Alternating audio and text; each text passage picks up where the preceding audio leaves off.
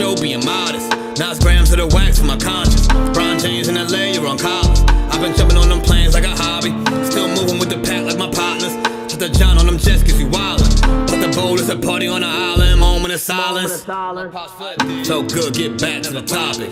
Grew up, it was me and Flocka. Grandma's and Big T, this my mama. I ain't even for the pain when my pots flip. Knew his name, that's it, never bothered. Mom said, you the man, son, you got this. Ever since I found a way to go and pop shit.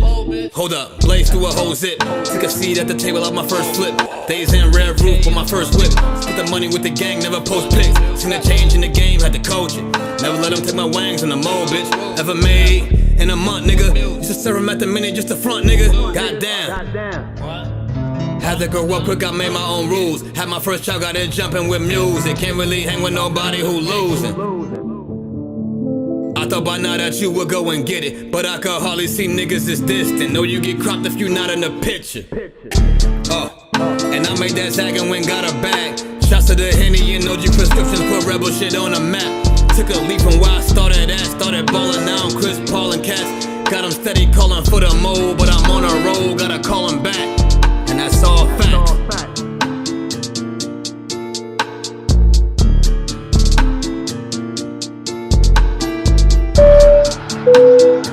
Ladies and gentlemen, welcome aboard. All carry-on items should now be stowed securely, either in an overhead bin or under the seat in front of you. All aisles, exits, and bulkhead areas should now be clear. All electronic devices should now be turned off and stowed, as they may interfere with the aircraft's navigational and communication systems. Once airborne, we'll let you know when you may use approved electronic devices, but note that some items may not be used at any time during the flight. You'll find a list of approved devices. Here comes the money. Here we go. Money talk. Here comes the money. Money. Y'all, we here to talk about these motherfucking grifters, y'all. Welcome back to another edition of the motherfucking Pocket Locker Podcast. Y'all already know I'm the host with the most all the way from the East Coast. I think that's how that's supposed to go, right? And as always, good people, I am in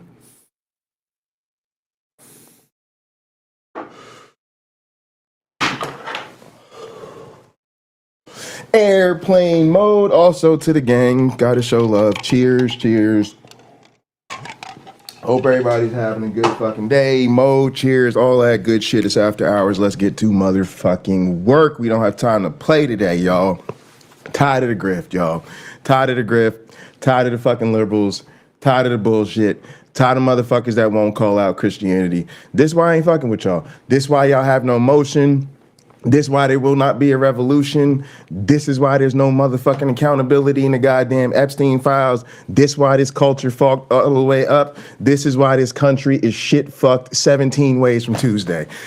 Please understand something. We have fucking failed to create a society of functioning motherfucking adults. I seen a video earlier about why Socrates was not actually a big fan of democracy.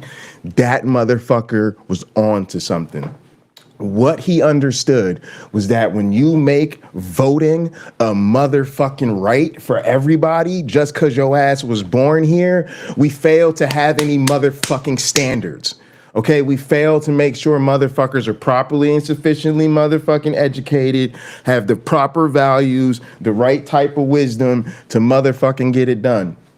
Whatever, guess that counts out of the motherfucking bag. But the problem is, y'all, he kind of has a point, okay? I ain't trying to take nobody's fucking right to vote, so don't save all the bullshit, skip the motherfucking comment, I don't give a fuck. Save your breath, okay? But save your little fingers. All right, but for real, it's a real problem. Y'all are not grown-ups. Y'all have not earned a motherfucking seat at the goddamn adults table. And I'm sick of the motherfucking influencers in the secular spaces and on the left, and the motherfuckers want to present themselves as so fucking rational and the type of fucking motherfucker you should be listening to and all of this shit. They are fucking grifters, and they are soft as baby shit, and that is why not a goddamn thing is gonna happen in this country except y'all taking your asses back to church. I really don't understand why I still have to deal with people on the left, people that are supposed to be secular, people that are supposed to be humanist, people that are supposed to be educated, and y'all motherfuckers are constantly whitewashing Christianity. You do not seem to understand the motherfucking magical trifecta of motherfucking patriarchy, capitalism, and white supremacy. And Christianity is the glue that holds them motherfucking things together. It always has been, and it always fucking will be. But y'all motherfuckers want to romanticize Yahweh. Y'all want to get down on your fucking knees again, feel up the motherfucking loincloth of the motherfucking Lord, and give Jesus and Yahweh the double-handed fucking Bobert. Talking about, oh, God is love and we need the good liars. Oh, we're tired of this Christian nationalism. But don't worry, Christian nationalism is a perversion of your faith. Your faith is all about hope, love, and charity for your fellow man. So I'm here to tell you, good ass white person, don't you worry. Your faith is okay. You are not part of the problem. You are one of the good ones. Get the fuck out of here. Motherfucker, do you think a motherfucker died? Was dead for 72 fucking hours, decided he had proved this fucking point, got up out that bitch and ascended to heaven, and if you believe in him, you're not gonna go to hell again? You're not gonna go to hell? Get the fuck out of my face. Please go sit over there at the goddamn kiddie table. The fuck are you talking about? The fuck is wrong with you? The fuck is wrong with you? It's 2026. I ain't hearing none of this shit. And do you see what the fuck the Christians are doing right now? And y'all gonna play like this right now. See, this is the motherfuckers that don't understand shit about politics. They don't understand shit about change. They don't understand shit about fucking power. This is not a fucking game. We don't have time for this shit. Let's get to the motherfucking tape. I'm just not in the mood for this fucking shit. Had me instantly fucking triggered. Just, y'all, I couldn't even watch. I can't. Well, I don't need to. Watch how predictable they are. You're about to see people that you probably follow and you probably fucking subscribe to and you think are fucking super awesome and you're so happy for all their goddamn success, and they're about to sit here and give you that liberal, whitewashed ass, soft as baby shit Christianity. Let's see. Let's see what happens. Predictable ass, lame ass niggas. Let's go. There's this Bible verse that's been haunting me for years. No, it's been haunting you for years. On the side of God. It's at the end of the book, Revelation chapter 17. Come, I will show you the judgment of the great harlot. We're saving Christianity. We're saving God. We're saving this nation. A prophetic vision of a woman, the church, With whom the kings of the earth committed fornication. riding a beast, a nation drunk with power. We have been, and by the grace of God, we always will be a Christian nation. Mystery. And that look at these, how these motherfuckers play in your face. Please tell me you see how these motherfuckers play in your face. They literally, they're like fucking Ember. They literally put the fucking oppression and shit in your face so you could see it. You could see the motherfucking vice president of the United States of America talking about how we're about to Christianize this goddamn country. Serious as a motherfucking heart attack. And these motherfuckers are here to press the red button. Please understand me. The whole purpose of these people in your life is to press that motherfucking red button. To fucking profit off of your fucking fear of the reality of what the fuck this Christian nationalism shit is really about. That is the sole purpose for their existence in your motherfucking algorithm. And their solution is to call on the fucking nice ones to give us the gentle version of the story where we go to hell. So they could rebrand their fucking monstrous God who drowned the planet and promised next time it'll be by fire. So they could tell us how truly loving that goddamn religion is. That got me fucked up. Babylon the Great, the mother of harlots and of the abominations of the earth. These verses are believed to be a prophecy, both describing what was happening and perhaps what was to come. So if you want the best example of an ICE commander, it's Jesus Christ himself. God also is a God of war. We are a Christian nation that got off the rails. We have to re-Christianize this country. We love God. And they're about to tell us how exactly we can help them. These motherfuckers are gonna tell us how to help them.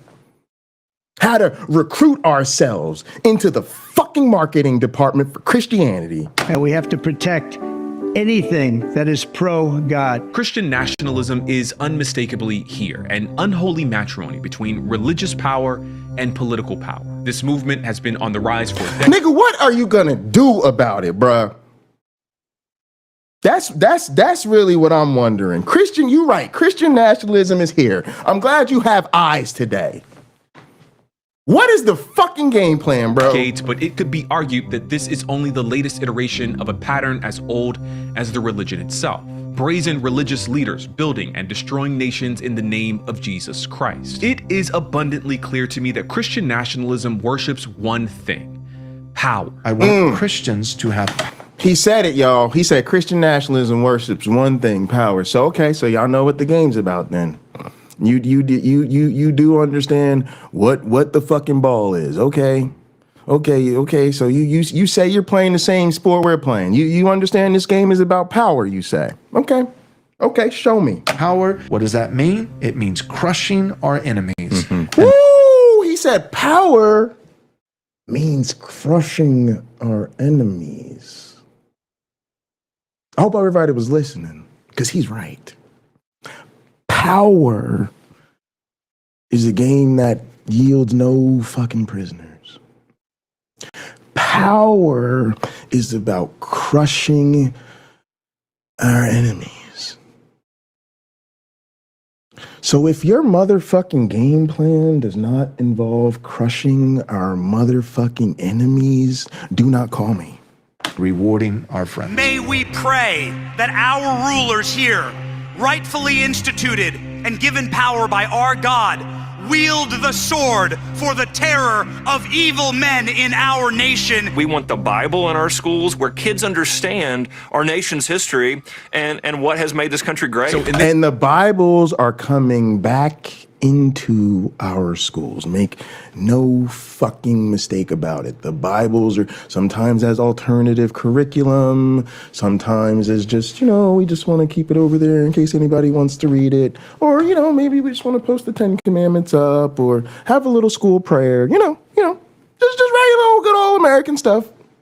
This video, I want to engage with this version of the Christian faith on its own terms, using the Bible. My big question has been using the Bible. Using the Bible. I hope y'all are starting to see the motherfucking problem. These people are obsessed with the Bible. They have not fully deconstructed. I would say they really haven't even started to deconstruct. They've merely switched denominations. That's really what I think of these motherfuckers. They figured out that maybe the Christianity they were brought up with, or the Christianity they saw on TV, or I think, a lot of them was in the church, so probably got it from their families. They came from some shitty families. They were in cults. Y'all know, we have largely a lot of us the same background, okay? So we know what's up. Okay, so you realize the Christianity you were brought up in was sitting on some bullshit, kind of fucking crazy, bunch of fucking weirdos, a lot of abuse, a lot of fucking bigotry, a lot of freaky shit going on nobody wants to talk about. We get it. So y'all were like, yo, man, I can't deal with that. You probably went to college, read yourself a few books, got yourself a little bit of education, so you wasn't feeling that shit.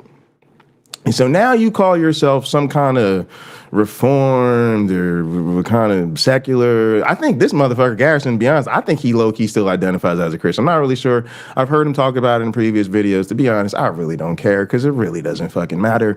All these motherfuckers are culturally Christian. If you ask me, all these motherfuckers are intellectually Christian. That's my motherfucking point. Watch Monte's channel.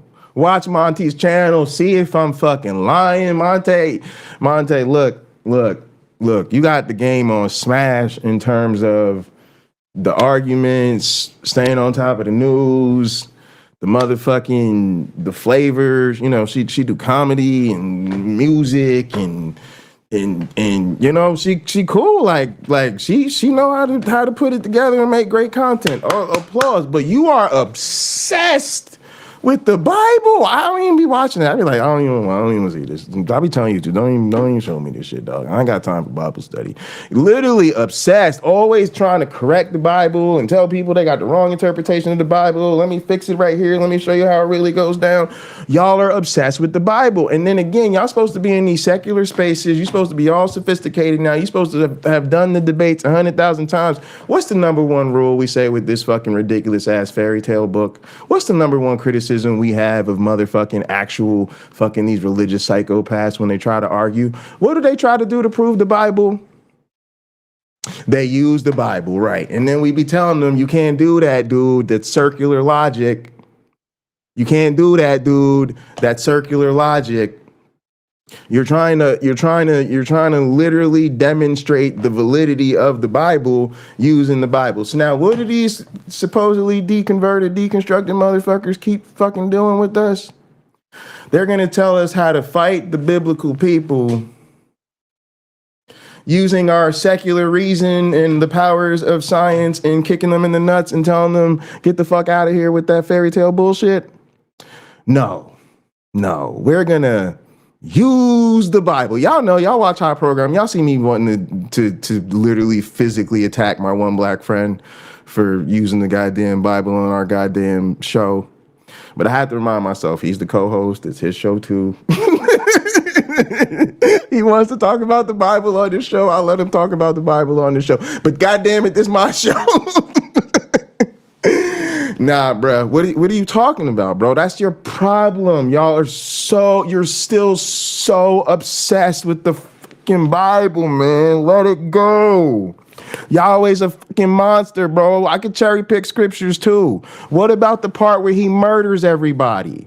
Every time you come back to he's love and he says to do peace and he says to do justice and he says to love her, I'm gonna keep hitting you with, what about the part where he murders everybody? See, I could cherry pick the Bible too. What about the part where he tells his people to go genocide a bunch of people, and if they don't want to get genocided, just tell them to sign up to be your slaves? What about that part? What about that part? What about the part where he tells the rape victim to marry the rapist? Why you don't want to talk about that part? What about the part where he's going to destroy the planet by fire? Y'all be like, Christians, help us steward the earth. Christians, did you not get the fucking memo about the fucking rapture? Did y'all miss rapture talk? You literally miss rapture talk somehow? You missed rapture talk? Yeah, they plan for that nigga to come back, destroy the whole fucking planet. And y'all keep calling upon them to do the motherfucking conservation and to help us with the green energy.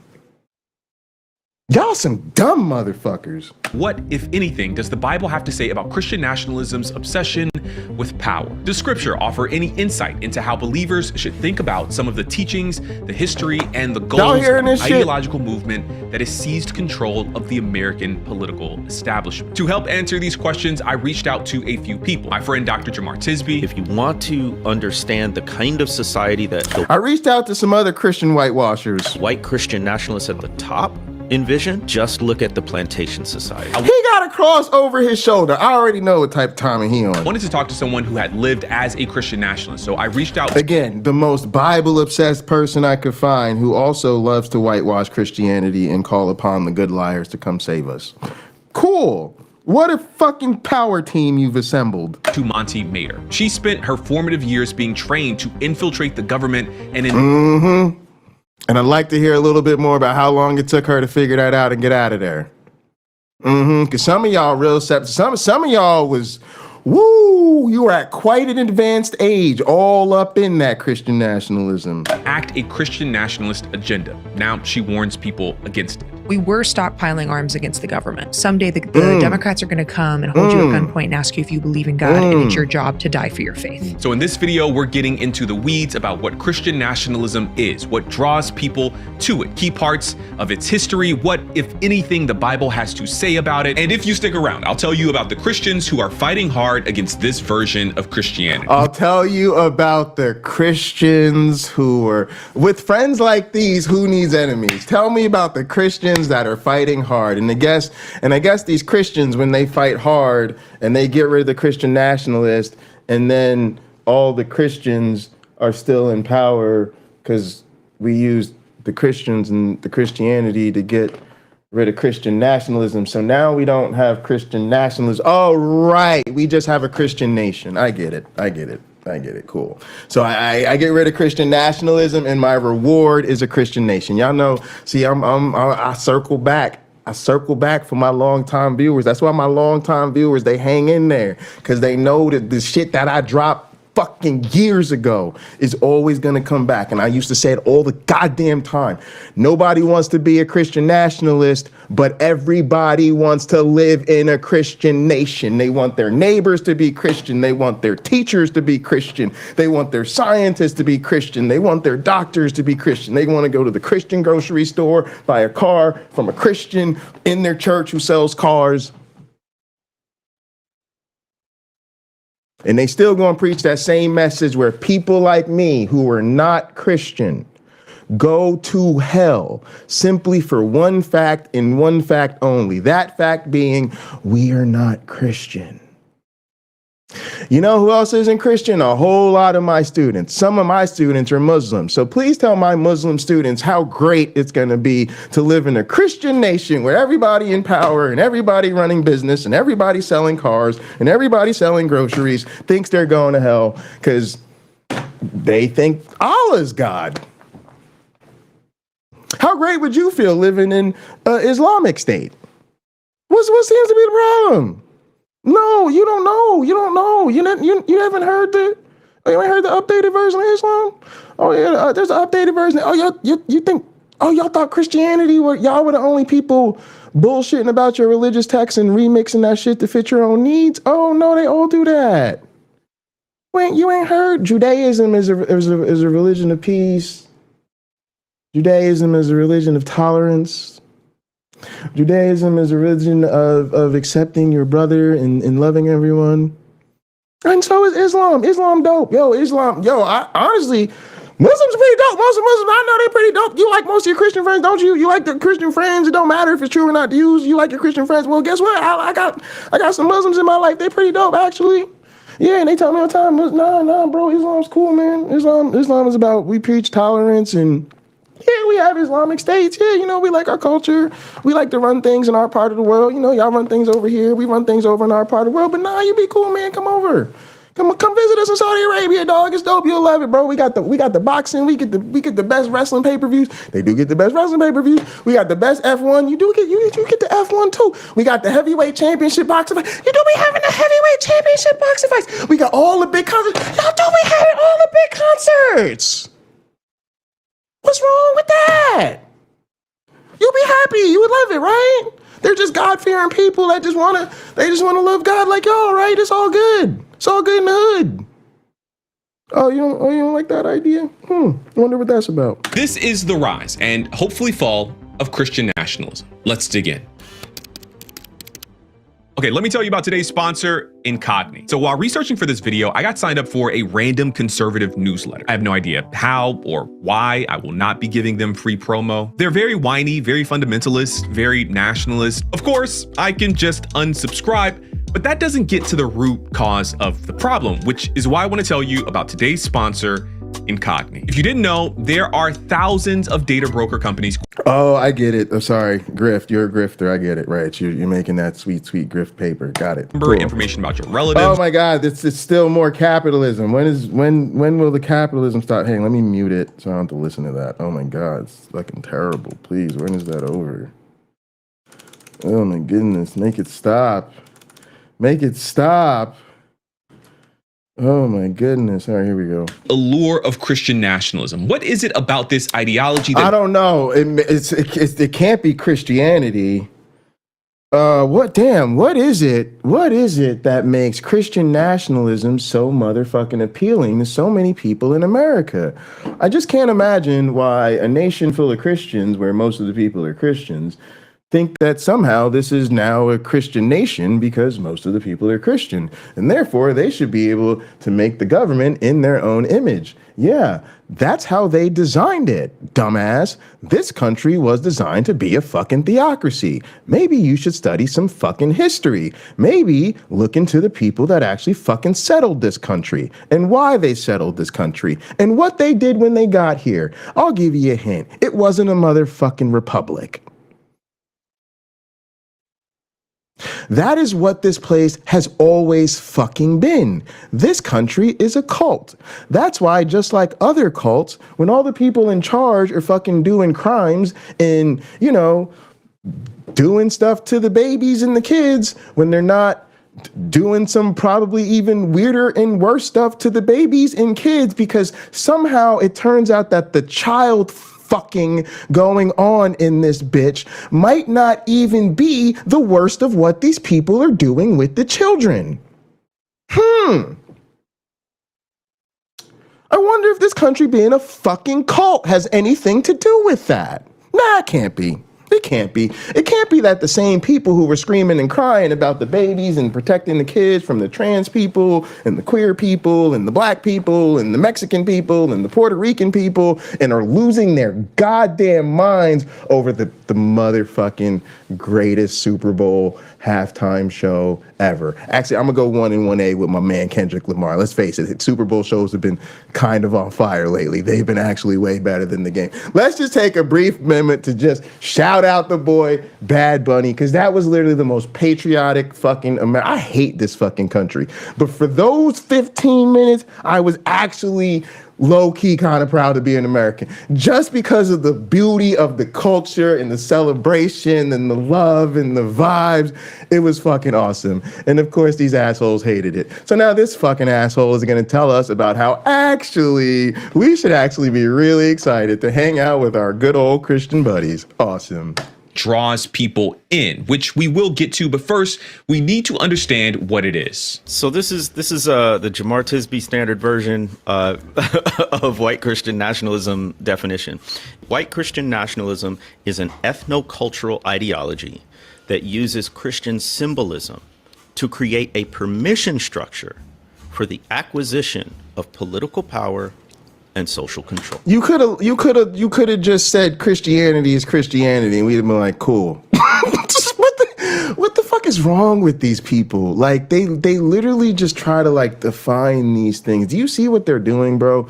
This is how you protect the status quo. It is literally, these people are so afraid to make their fucking white audiences so uncomfortable. They don't want to tell them like, yo, your shit is bullshit. And I'm sorry, dog. Like, if y'all cannot, like, if you cannot see what the fuck is going on right now in this moment and realize like, yo, it's time to just leave this Christianity shit alone. I'm sorry, like, it's done. It's over. Like, we're not trying to save these motherfuckers. We ain't trying to convince y'all no more. Like, we're just disqualifying you. Like, you're not an adult. You're not ready. I'm not taking you seriously. I don't give a fuck what you're talking about. You could talk about marching, revolution, organizing. I'm sleep. Wake me up when some motherfucking adults would like to talk. Okay? I ain't with all this kiddie bullshit no more. Dog, if you are not willing to look these people in the face and tell them, cut it out, just stop with the bullshit, then you're not ready, dog. You're not ready. And also, here's the thing that is such a betrayal for all of these motherfuckers. They know.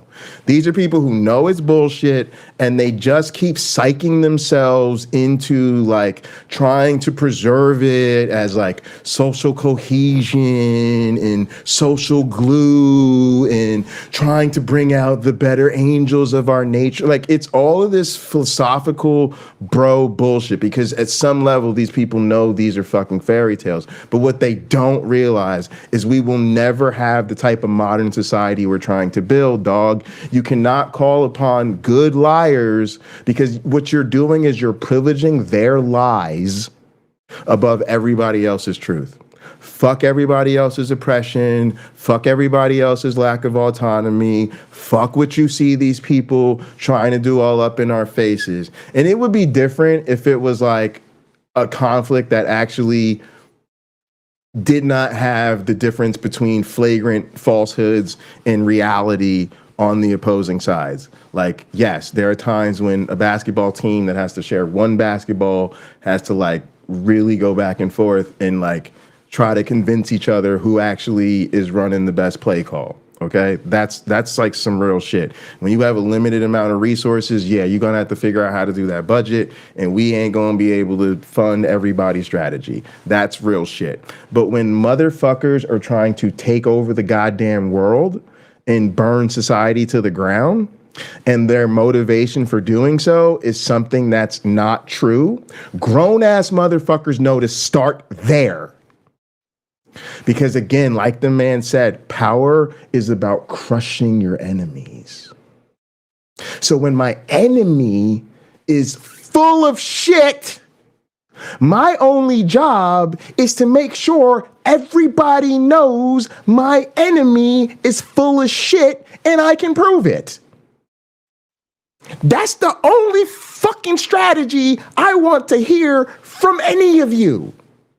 When you are trying to tell me I'm here to fight Christian nationalism, okay, are you ready to tell Christians that Christianity isn't true and they need to find a different fucking motivation to become a decent human being? Well, no, I don't see why we do that. We should just tell them that Jesus is about love. Again, wake me the fuck up when some adults actually want to talk.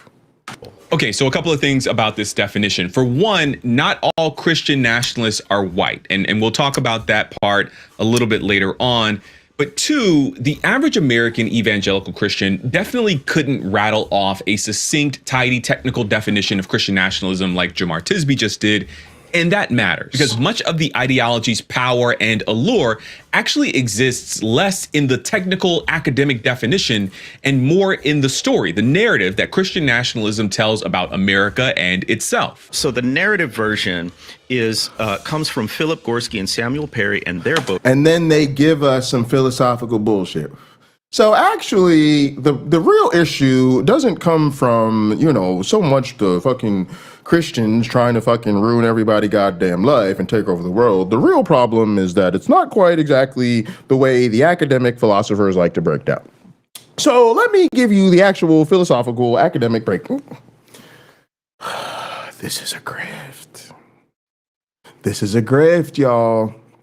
I'm calling it out because, again, this is not the time to be playing these fucking games. And if you're gonna get up in my fucking face and play these bullshit ass games, and the YouTube not gods are dumb enough to actually put that shit in my face, because please believe I don't want to watch shit any of these people fucking make. I couldn't even watch this. I didn't watch this shit.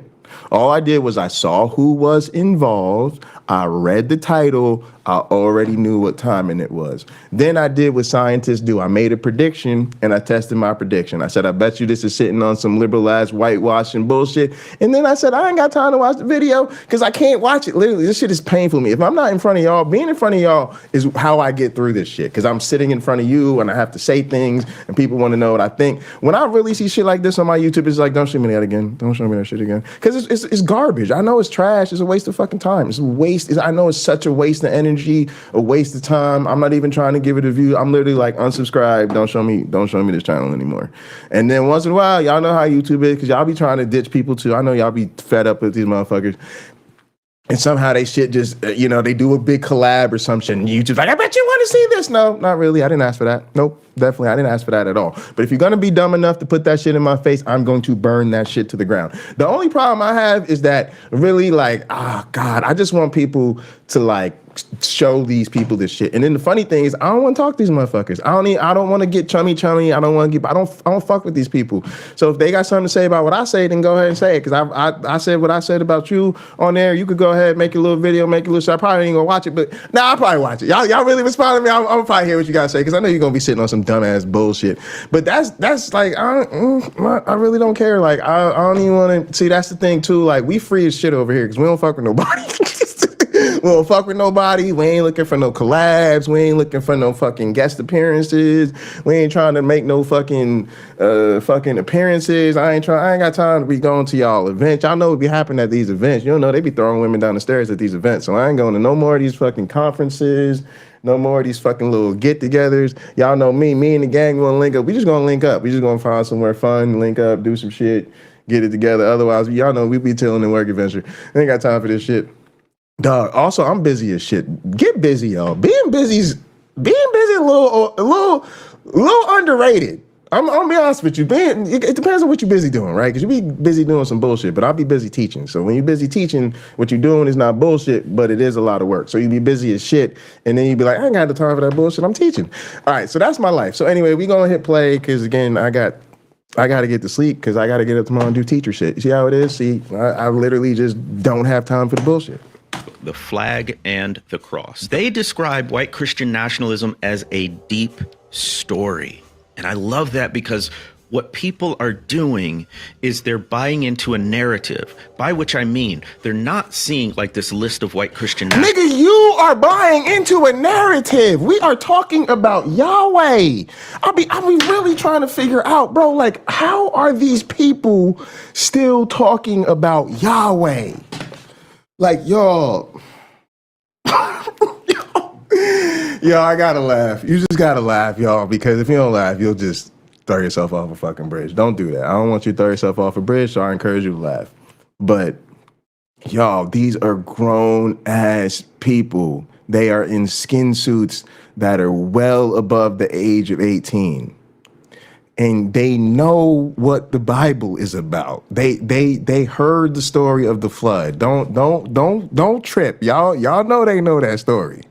You know they know the fucking bullshit about the end of the world and all that shit. You know they know how much these motherfuckers believe in heaven and hell and angels and demons and all of that shit. That's part of my problem with this too, right? Like, people to say, like, the Epstein victims, they deserve truth. They sure as do. They sure as fuck do. The American people, they deserve the truth, yeah. But all people deserve the truth, man. Truth ain't just for people who have been victimized, but while you at it, why not want the truth for the people who suffer in these cults? Why not want the truth for the sufferers of religious trauma? Why not want the truth for people who have lost loved ones, lost relationships with parents, lost family? Some of us, our families are literally dead to us, and our families are alive. Just to have a peace and a sanity and not have a message about how people like us are gonna be burned in hell for eternity, shoved down our throat at every fucking opportunity. We have to just maintain our distance from loved ones. We miss birthdays, holidays, the golden years of our parents, the final years of our grandparents, the life events of our siblings and our cousins. When we catch up with family, like the motherfuckers that were babies and kids are introducing us to their babies and kids. And then y'all want to come in our face and play about the shit. Y'all want to come in our face and like convince us to celebrate like a more loving interpretation, knowing good and goddamn well what the reality of living with this shit has always been. That's why I can't fuck with y'all, Because it's literally people who like take your trauma and then are trying to convince you to like help them clean up their act. Help them clean up their act. Help them get their shit together. Help them, have a more marketable fucking, help their sales numbers. Let's make sure they stay comfortable. Let's make sure that, like, y'all, this is the chance. This is the time. You got them right where you want them. You got the whole world turned upside down. Every American is mad as fuck. White people are like, holy shit. Black people and fucking Native Americans have been telling us about these assholes for a really, really long time. If you ain't ready to look these people in the face right now and tell them this is some bullshit and we're done. It's 2026. We are going to live under the rule of law, equality for every motherfucker on this planet, period, end of the story. Nobody's religion is getting preference over nobody's. The same way you think everybody else's religion is a fucking fairy tale that they made up. Guess what? We now officially get to think that is a class distinction, that equality means everybody accepts that. That's what equality means. Equality means that the same way you think everybody else's shit is a fairy tale that they should keep to themselves and should have no influence in public life, we think your shit is a fairy tale that should have absolutely no influence in public life. So we're not looking for a better interpretation. We're not looking for the good liars to show up and save the day and help us prevent the bad liars. We're looking for the adults in the room to say, we're going to stop the fairy tale shit right now. Because the shit's gone way too far. The whole world is upside down. And right now is our chance to really show them what America's about. And America can't continue to be about this backwards ass cult.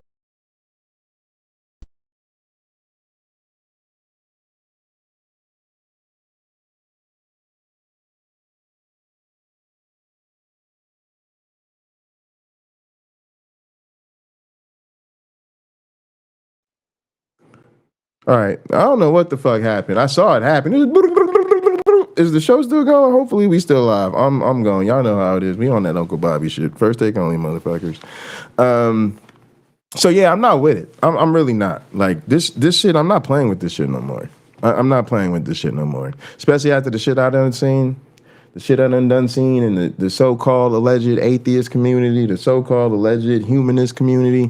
Yeah, what I've seen in the humanist community is showing me that I no longer want to affiliate with motherfucking humans. I'm gonna keep it all the way real. Part of my new outlook on life is I just don't fuck with people anymore. I just don't fuck with people at all. I have a very, very, very select few people that I choose to remain in my life, and even that is an ever shrinking group. It just gets smaller and smaller and smaller by the day, and I feel freer and freer by the hour. Y'all gotta try not fucking with people. I'm telling you, part of what's been weighing you down lately is motherfucking human beings. I hate to be the one to break it to you, but stop fucking with people. You'll be much happier for it. Beliefs and sort of comparing them to other beliefs and going, yep, I subscribe to this, I check off that, I believe this. No.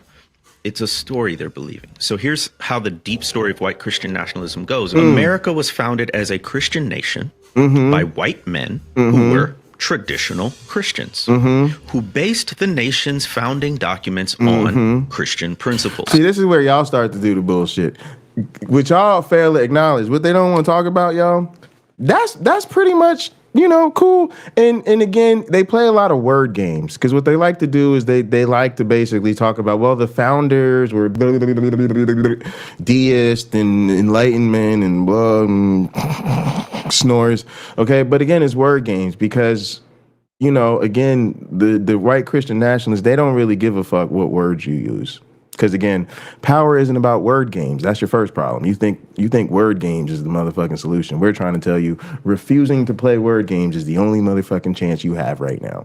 But y'all really think we're gonna word game our way up out of this bitch. Anyway, if you just replace the word founding with settled and say America was settled as a Christian nation by white men who were traditional Christians who based the nation's founding, or who based the nation settling on Christian principles, it pretty much be written based on a true story. Pretty much be like based on a true story. And by the time you get to even the founding, and see, here's where y'all are playing word games, because you basically are, again, being overly literal about the way the text and shit was interpreted. But the reality was, if you looked at who had power, who had land, who had citizenship, who was, you know what I'm saying, who was really included in the establishment, again, it was pretty much true. So just because the document itself doesn't say it out, like it's to me, again, it's a word game. So who gives a shit? The country was basically established in a way where the mechanisms of Christian supremacy and dominance were always in place, and Christians have always been able to do that. Even the separation of church and state, people fundamentally misunderstand. It's not really them saying, oh, this is going to be a country where the churches don't run things. That's how people kind of interpret it. No, it's really more like, we can't have an official religion because the official religion might not be mine. So what we have to have instead is we have to have a situation where I can cult unrestricted, regardless of who's in power or what other motherfuckers think. I should just be able to cult as hard as I want to, and as long as me and my cult are operating with autonomy, we're good to go, right? And so that's where they're like, oh, cool, let's just have a separation of church and state. That way we could cult the way we want to cult, you could cult the way you want to cult, they could cult the way they want to cult, and then pretty much y'all be trying to figure out in 2026 why this country is such a fucking cult. I don't know. I wonder. It's pretty hard to figure out. And see, then the reality is, y'all think instead of confronting the cult reality of this country, what we should do instead is like what we accuse them of doing, which is like get real selective and fucking interprety with fucking history and like try to create a new narrative that's more ecumenical, something we can really all get behind. Like a new testament. That's what I feel like they're trying to make a new testament, like a secular Christianity, like a more inclusive American Christianity. Like, nah, nigga, I don't want Christianity. I ain't fucking with Christians. Like in life, if I go outside the door and somebody's like, hey, I'm a Christian, I'm gonna be like, I don't know why you told me that. Have a nice day. I ain't saying like, you know what I mean? Because they, y'all feel so oppressed. That's the crazy shit. We always got to coddle y'all fucking feelings. Y'all are such a bunch of baby back bitches. People, we don't believe your shit. Like, that's it. Man, we ain't fucking with y'all. We don't want to hear it. Like, we don't want to hear it. It's kind of annoying. Most of y'all are pretty whack. Like, we don't fuck with y'all. If we co-workers, we co-workers. If we know you, we cool. Like, you all right, but like really on the Christian shit, bro, I really just ain't fucking with it. I really just don't care. I'm really not interested. It's really pathetic, honestly. It's pathetic that you really need to believe that shit. What the fuck is wrong with you? You need to believe you're gonna live forever. Bro, you know that shit ain't real. Fuck you talking about, homie? That's how we need to talk to y'all. You gotta understand, it's social pressure is what's keeping them in there. What's keeping them in there. What keeps people in fucking faith is not Jesus. It's not their religion. It's how other people treat them. It is the power game. It is unmerited power. That's the fucking thing. And so then they get to do all the fucked up shit, and instead of there being consequences, instead of us being like, y'all done fucked up one too many times, we're just not hearing your bullshit anymore, we're shutting it down, y'all just keep asking them for a nicer fucking version of the lie. You treat everything like it must have been a really big misunderstanding. And that's, again, that's a good way to summarize why I hate these motherfuckers and why this is a fucking grift. You have people that are supposed to be on the left, people that are supposed to be fucking helping you fucking figure out what the fuck we got to do in the opposition.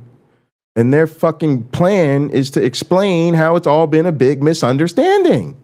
Am I lying, gang? Y'all know what I say. If I'm lying, I'm dying. Are they not trying to tell us this has all really just been a big misunderstanding?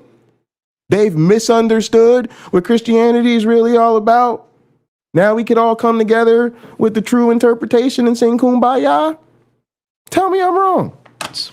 Who based the nation's founding documents on Christian principles. The United States is blessed by God which is why it has been so successful. And the nation has a special role to play in God's plan for humanity. But these blessings are threatened by cultural degradation from un-American influences, both inside and outside our borders. If you listen to leading voices among conservative Christians today, you'd see that this narrative, this story, is alive and well. The truth is this: America was founded as a Christian nation. A staggering 70% of all American Christians say that the founders of America originally intended for the U.S. So now we get to hear about how the founders really weren't Christian nationalists. Awesome. To be a Christian nation. Our government was formed only for a Christian nation. This is the first part of that narrative at work, a mix between American exceptionalism and white supremacist mythology. But the second part of that narrative is where the real threat of Christian nationalism lies. The United States is blessed by God, but these blessings are threatened by cultural degradation from un-American influences. There are cosmic stakes, something to lose, the fate of America and the faith. And I wonder what a way to tell people that do y'all see the problem? This is why we have no motion, y'all. This is why we can't get shit done. We literally cannot look the people in the face and tell them, yo, that shit is not true. And it would be over. Christian nationalism has no power in a society where people are not Christian.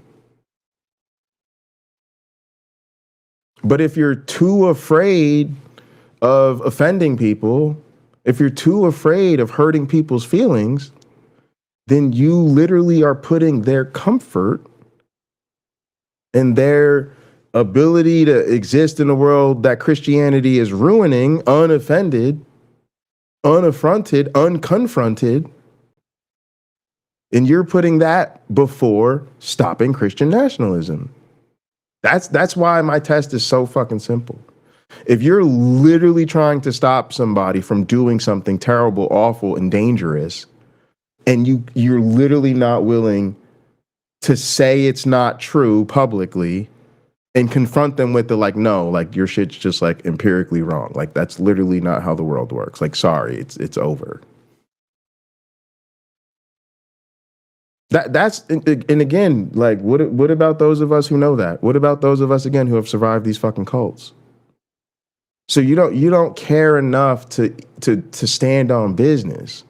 You don't even care enough to lead with the truth. So why the fuck would I think you have any integrity? I can see in front of me, you don't. You have no fucking integrity. Because a decent man says yo, I can't let people keep harming other people in service of something that literally no one has any evidence for. I can't keep letting people hurt others in the name of a God that they cannot demonstrate to exist. And yes, their God's an easy one. Their God claims a lot of shit about the world that's very easy to disprove. It doesn't take a PhD to figure out that the Bible is bullshit. Thrown into peril. An amplification of the binary us versus them thinking that has polarized this country. Both inside and outside our borders. Which fuels their obsession with domination, both at home and around the globe. All, of course, in the name of Jesus. Which brings us back to our central question. What, if anything, does the Bible have to say about leveraging religious power to seize political power? What, if anything, would Jesus do in this situation? We are literally, these motherfuckers are trying to do resistance via Bible study, y'all. I swear. Y'all know I don't script this shit, y'all. This is just how my brain works, yo. These motherfuckers are trying to do resistance via Bible study. Oh my Lord, we are so fucked. It would be nice if there was a story in the Bible where Jesus was faced with this exact problem. In the Gospel of John, chapter 6, Jesus is faced with this exact same problem. The story starts with Jesus feeding over 5,000 people at once, a miracle, spiritual power. And seeing this, the people immediately planned to seize him and make him their king, political power. But in verse 15, the Bible says that Jesus does something What curious. up, Patty? He What up, withdraws. gang? He disappears. He rejects their plan entirely. Later on in the book, Jesus leaves very little room for interpretation. Sorry, I'm hella triggered. I haven't been engaged enough with the chat, but I fucks with y'all. Appreciate y'all. Saying unequivocally that his kingdom is in fact not of this world. That national borders, specific cultural contexts are far too narrow, too small to house the expansive. But okay, so he says, my kingdom is not of this world. Cool, great. Nice one. Great. He also said, go and make disciples of nations. So now what? And then again, what about all those times he commanded his people to take other people's land and genocide them? And maybe sometimes give them possibly the option of enslavement instead. What about the part where they believe he's gonna come back and destroy the planet again? I don't really know why he actually is coming back to destroy it the next time, but that's part of the thing. But no takers on that part with the flames and the swords and all that stuff. Nope, no takers. Cool. What about the part where he sacrifices his son, and that's supposed to be like some kind of weird loving thing that he did, and we're supposed to like worship the thing? And then here's the thing that pisses me off about these people is the real solution to Christian nationalism supposed to be this thing where I guess we just kick out the bad Christians, and then the good ones are here. Now we've got the good ones, and so it's like did nobody tell him that the ask? Remember, gang, it's all about the ask. That the ask is to dedicate your life to Christ.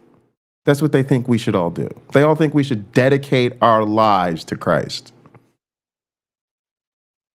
And again, these motherfuckers are so hyper rational and so based and so fucking awesome. And they're literally, I don't give a fuck, bro. You're an influencer, bro. You got up on this internet talking about Christian nationalism. So you are in effect anointing yourself some kind of influence, somebody I'm supposed to listen to what you have to say about how to combat Christian nationalism. And you literally think we need to have a Bible study.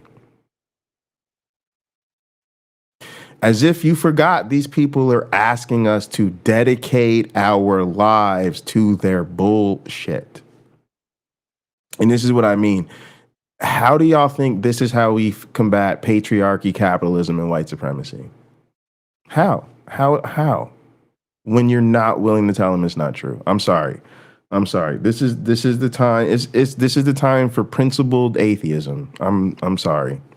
It really is. There's really way too much serious shit going on in the world. I mean, quite frankly, there always has been, which is why I have zero optimism of these people in this moment. Because you can see people are not ready. That's why these people are so popular. To be honest, the shit really isn't their fault. That's why I'm trying to call it out. That's why we got to call it out for being a grift. See, when you talk about, your opinion, I don't agree. Well, let's talk about strategy. Let's talk about tactics.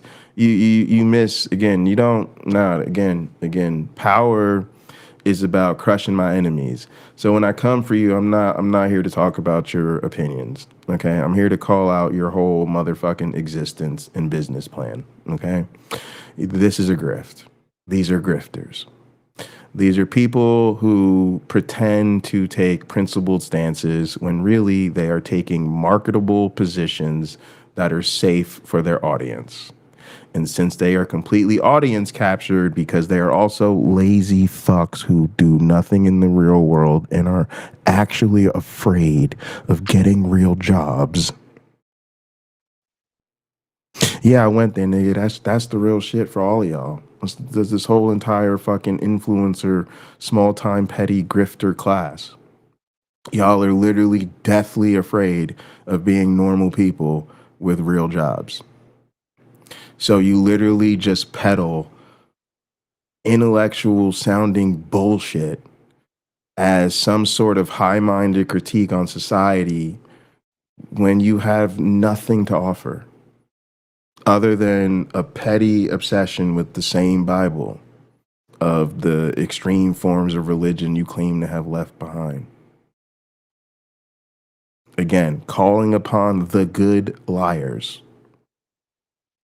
Universal mission of the life, death, and resurrection of the Christ. Christian nationalists talk a lot about God's power, but the great irony is that everything about their actions tell us that they believe God is weak, that he is small, that he can fit into the narrow box of their national context. A being who needs... Telling their God he's weak and he's small. So what? He's big and he's strong? I told you. They want to be on their knees with both hands up Yahweh's motherfucking skirt, giving him the double-handed Bobert. Oh, you're such a good, great God. Oh, you're so loving. Oh, we're so lucky to have Christians who worship a loving God like you.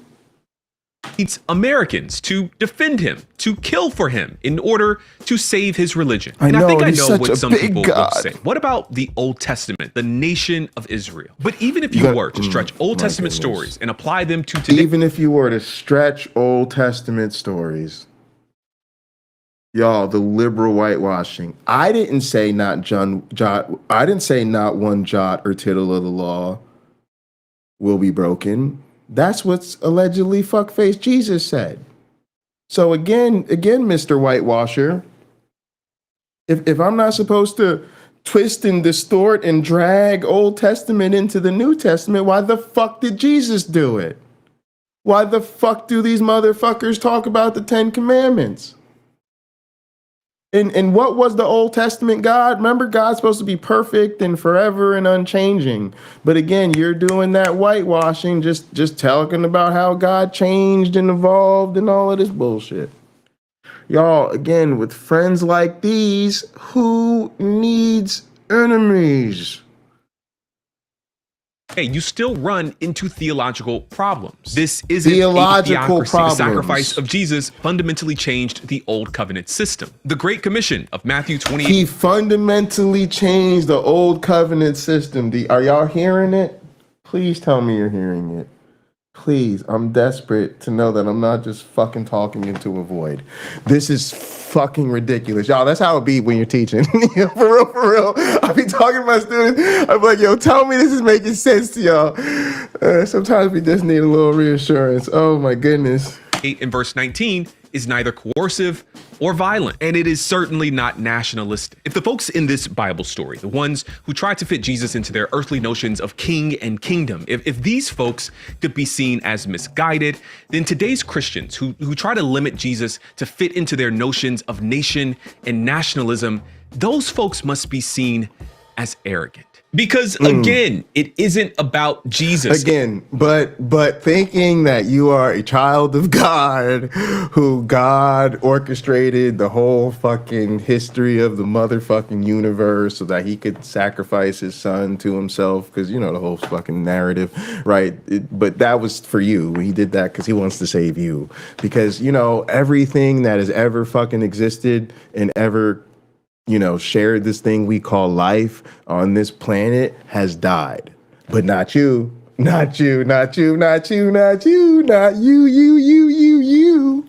You are so special. You're gonna live forever, and you're gonna go to heaven. And don't even worry, when your loved ones die, they're just saying see you later. They're just gonna dip out. They're gonna hang out with me for a little bit. I'm gonna let you, have a little bit more autonomy, have a little bit more free time. You know what I'm saying? You don't need them loved ones. They were kind of holding you down for a little bit. Enjoy the planet for a little bit more, and then come holler at us. You know what I'm saying? We'll be waiting for you on the other side. But now tell me again how the bad ones are arrogant. But the good ones who believe what I just said, they're not arrogant though, right? No, they're humble, graceful. They're the most humblest, graceful, modest, fucking loving, amazing people, right? Right? It isn't about accurately representing the faith. Christian nationalism is about power. I grew up very alt-right. So I was kind of the hybrid of extreme Christian fundamentalism, Christian nationalism. Monty's story perfectly captures the intersection of Christianity and the right-wing political establishment that has co-opted it. My family was never flying a swastika, was never identifying with fascism, but we were stockpiling arms against the government. We were having this conversation that, you know, someday the Democrats are going to come and hold you at gunpoint and ask you if you believe in God, and it's your job to die for your faith. But somehow, again, you are another one of these. Let's call upon the good liars. Let's all have Bible study. Watch your channel. Watch your channel. If I'm lying when I say that she is still obsessed with the Bible, come tell me I'm wrong. Love to hear it. Because from what I can see, she is still obsessed with the Bible, constantly trying to reinterpret it, trying to correct it, trying to tell them, hey, no, let me set you straight. You're misunderstanding this thing. Again, these people think this has all been a really big misunderstanding. And what has been a really big misunderstanding is that these people don't recognize that these are dynamics they do not understand. That's the really big misunderstanding. Y'all are amateurs. You don't know what you're doing. You don't know what you're talking about. This is not how the game of power is played. When the motherfuckers are coming to take you out, you have to take them out instead. Because again, power does not take prisoners. Nobody is allowed to, voluntarily fucking be a conscientious objector to the new ruling order. It's comply or die, motherfucker, because that's what power does. So when the motherfuckers take the power, but the source of their power is bullshit, what did I say earlier, gang? You have one job, which is to make sure everyone knows the source of their power is bullshit. Either that or you need to outgun them and take the power back by force, but we all know y'all are not ready to do that. We already know y'all ain't with that. So let's just take that option off the table, okay? So, yeah. Telling them they're full of shit is what I'm going to need from you. You have one job. Tell them they're full of shit. Until then, I don't take any of this shit seriously. Y'all are fucking clowns. This is a grift.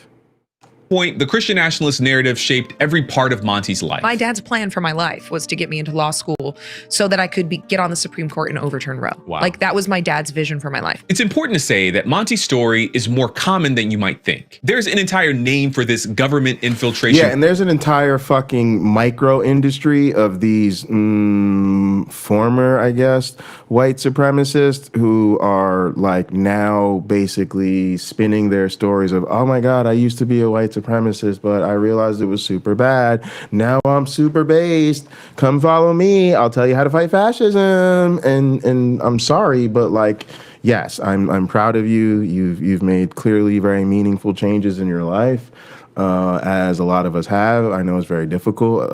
Years and tears. I understand the process. Years and tears. I get it. I really do. But yeah, there's still a lot that y'all don't understand. And honestly, I suggest like education, really. Like you missed a lot, right? So history, anthropology, sociology, psychology, yeah. Y'all, a lot of y'all are getting well read. You're picking up some stuff. You're, I feel it, but understand, this now thinking you've got enough expertise to help us dismantle structural power. Nope. I'm gonna need y'all to tap on out. Because this is not fucking amateur hour. It's really, really not. And you're occupying a lot of fucking space, a lot of energy. You're making people feel like they're really, really doing something, like they're moving and shaking, like they're fucking growing and learning and stretching, and they ain't doing nothing but watching a whole bunch of bullshit on YouTube that ain't talking about a motherfucking thing. a whole bunch of bullshit on YouTube that ain't talking about a motherfucking thing. Again, gang, what do we tell them all the time in debates? You cannot use the Bible to prove the Bible. You cannot use the Bible to prove the Bible. And these motherfuckers are trying to do resistance via Bible study. They want us to resist Christian fascism with the motherfucking Bible. If you don't see the problem, if you don't see the motherfucking problem, subscribe. That's the real shit. You got a lot to fucking learn around here. Plan that she's describing. It's called the Seven Mountains Mandate. You can think of this as a theological permission slip for Christians to grow their power and dominate all of society by any means necessary. And central to that effort is convincing everyday Christians to buy into this plan to dominate. The Seven Mountains Mandate is the idea, and it's based on dominion theology. I so try. In Genesis, I be putting them. I put them on the thumbnail. I put their names on it. I put the little ats in the fucking title. I'm trying, but I'm a small fish. I get it. But look, I put it on wax. I put it here. So who knows? I'll be hoping some people will get it to them. I figure, hey, we used to try to roll out on people. We don't try to roll out on people, but we did used to try to like send people like, yo, hey, like go up in their shit, tag them, let them know. Like we used to send people, get over there. I think that's how we met Uncle Bobby. As I kept telling people, yo, get over there, fucking tell Uncle Bobby, fucking hit me up. That shit works out sometimes. It's funny. It says, go out and have dominion over the earth. Christians took that and said, well, God has commanded us to rule over every facet of society. And in the 70s, this became the Seven Mountains Mandate, where they established that Christians should rule media, arts, and entertainment. We should rule business. We should rule government. We should rule education. And it became that Christians have to rule the seven mountains of society before Christ will come back. But instead of it being, we just want to rule because we want our way, which is really what it is, it became, again, a divine imperative. If you understand look, we're going to talk about for real, what y'all are not understanding. What y'all are not understanding is how Christianity operates. So I'm going to tell y'all some shit. Low key, a lot of times, I actually really do think a lot of us need to go back to church. It's weird for me to say that, and I feel like it's easy for me to say that. It's easy for me to say that for a number of reasons. Number one, I actually genuinely don't mind church culture. The thing I hate is the getting up early, especially when you're on the worship team and you got to get up, oh my God, ungodly early. It kind of fucks up your whole weekend. But I really don't mind. Plus, I play drums, so I'm always having a good time. Church is fucking showtime for people like me. We good. We're fine. We're gonna be all right. But no, for real, I really do feel so fortunate. Like so much of my perspective in life and even my scholarship at this point and the way I teach and all of that is really informed not just by my upbringing in Christianity, but also the immense amount of time I spent deep in Christian community as an atheist.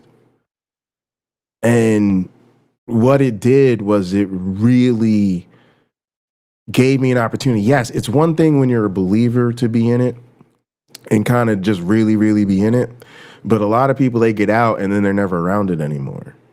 And you'll never really see it the same way, because even though you were in it and you kind of remember things and you know what that was like, you were a believer at the time. You were hooked in. So you weren't really seeing a lot of things.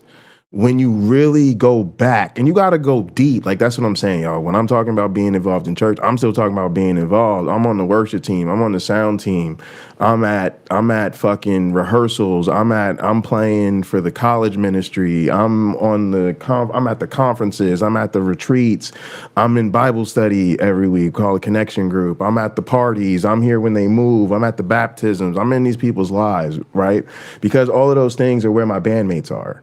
Right, everybody else in the band is there, so I'm there because we just kicking it. We having a good time. This is how I build chemistry with the motherfuckers I play music with and the motherfuckers I play music for, right? And so you make those relationships and you're in it.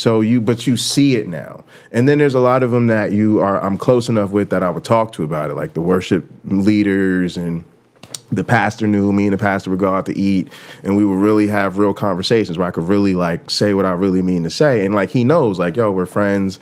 I'm still going to be behind you on Sunday morning, making it rock, holding it down for you. Like, we good. Like, but yeah, we really have those conversations. And one of the things it really does is you see how deep the commitments to the faith are. And you see what they really, really believe. So, for instance, when people talk about the 7 Mountains Mandate, they make it sound like it's something so crazy. But that's part of this grift, because if they really were like, just, for instance, just in the average fucking actual evangelical church, and I'm not talking about a MAGA church. I'm not talking about a church that's on some crazy shit. I'm talking about a church that you would walk into, mostly young people, a lot of college students. If you fucking check the polls, yeah, it's going to be some motherfucking Republicans and some conservatives in here, because, you know, a lot of them, you know, they're compulsive. They kind of identify that way compulsively, but a lot of their social attitudes and values that are actually pretty liberal. They all consider themselves pretty open-minded. You know, they think they get along real well with people of different religions. Like, they're not the nut jobs. They're just regular, everyday Christians who most of y'all would consider to be liberal. But if you really sit there and understand like what this faith means to them and what they are committed to as a result. So for instance, like if you sit there and have to sit through all the crucifixion porn, like if you have to sit there and really reflect on, God damn, like, so the pastor's going to preach about the crucifixion today and like the power of the blood, and he's going to draw out, you know, all the gory details of like Jesus' sacrifice and like tie it to like God's great, you know, humbling act of love. So now we got to like, you know, do the set and the songs that are all about the power of the blood and the blood saves me and all of that. So like you're just there, you're like in it for the whole experience and the whole ride. And then you see how much it means to them, and they're thinking about the sacrifice, and they're crying, and their hands are up in the air, and they're breaking down, and like they're literally having fucking existential experience.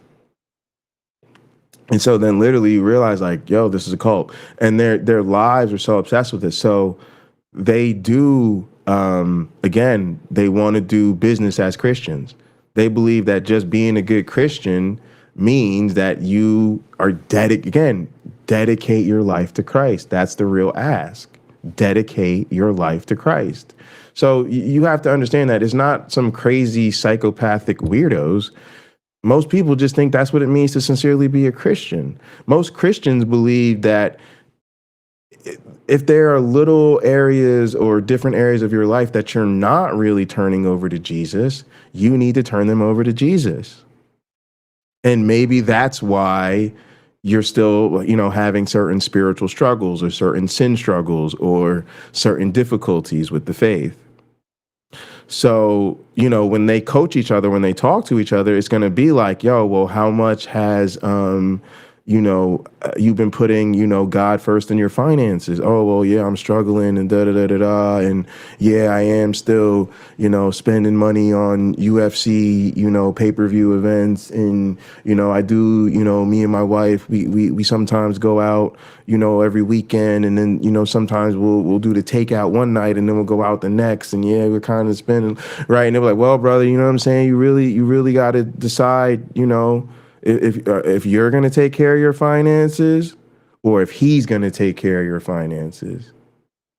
So I understand that you're putting your family first, and it's easy to want to, you know, have that nice date night with your wife and all of that. But you know what I'm saying? You got to really put God first in your finances and make sure that your priorities are his priorities. You know what I'm saying? So it's easy to slip into, well, are you putting him first in your spare time and your entertainment?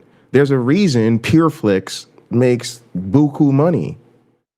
Because to normal Christians, it makes a lot of sense to like stop watching sinful movies on Netflix and watch PureFlix instead. Again, spend time in one of these churches. You're going to find the PureFlix crowd.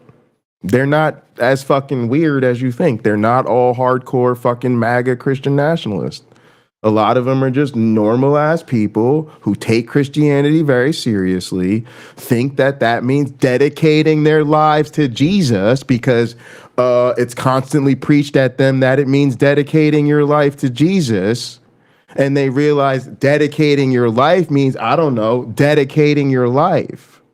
So then when y'all come talking about the boogeyman of the fucking Seven Mountains mandate, woo, it's so easy for people to point over there and be like, oh, those are the bad Christians, the fucking racist ones that were at the Turning Point USA conference or Turning Point USA halftime show listening to pedophile Kid Rock. And you don't realize that, like, the very same Christians you're appealing to right now, the so-called good liars, they actually believe pretty much just a softer version of the same shit. They also literally think it would be great if all of their life was godly. Again, they think they should really only date godly people and they should have mostly godly friends. Yeah, okay, sure. If you have some coworkers or some neighbors that are not Christian, you should get along well with them, but you shouldn't really be going out of your way, right? To have friends and people, you know, because you could be spending more time with your Christian brethren. And yeah, you should think about godly priorities when you decide who to vote for. And you should be thinking about godly priorities when you think about who to do business with. And you should be thinking about godly priorities when you think about the art that you consume and the culture that you consume. And you should be thinking about godly priorities in your children's education.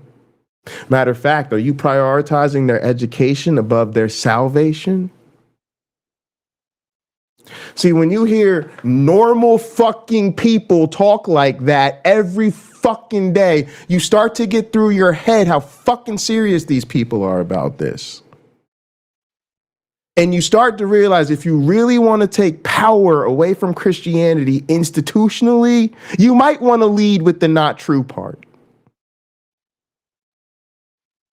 Narratives as a tool to help a very small group of people amass untold wealth and power, they all make sense. Right-wing politicians and billionaires and media figures know that they can deploy Christian rhetoric when necessary to get people to uncritically snap into political alignment. They say you have seized Venezuela for the oil.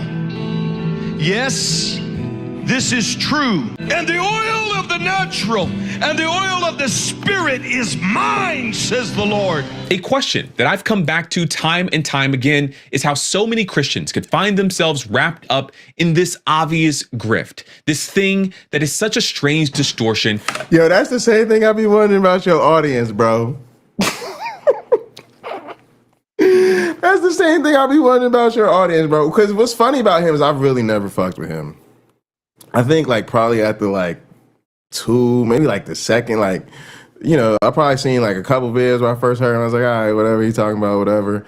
But I'm pretty sure like the second, third time I heard him, like we did a stream about him, I was like, nah, I ain't fucking with this dude. I have not been fucking with this dude really from day one. Like I be wondering the same goddamn thing about your audience, bro. How do people fall for this obvious fucking grift of the teachings of Jesus? But Monty provides important context for what it means to be a... And now I'm wondering the same thing about Monty's audience. How do people fall for this obvious fucking grift? Part of a Christian nationalist community. I'm curious when you realized that you were from a fringe religious movement. See the framing? I'm telling y'all, that is how this works. This is how you keep the Christian majority comfortable. This is how you tell, yes, your largely white audience that they are not the problem. Don't worry, you're one of the good ones. You do it by making sure we narrowly define the Christian problem so that it's easy to point and say, no, it's those Christians over there.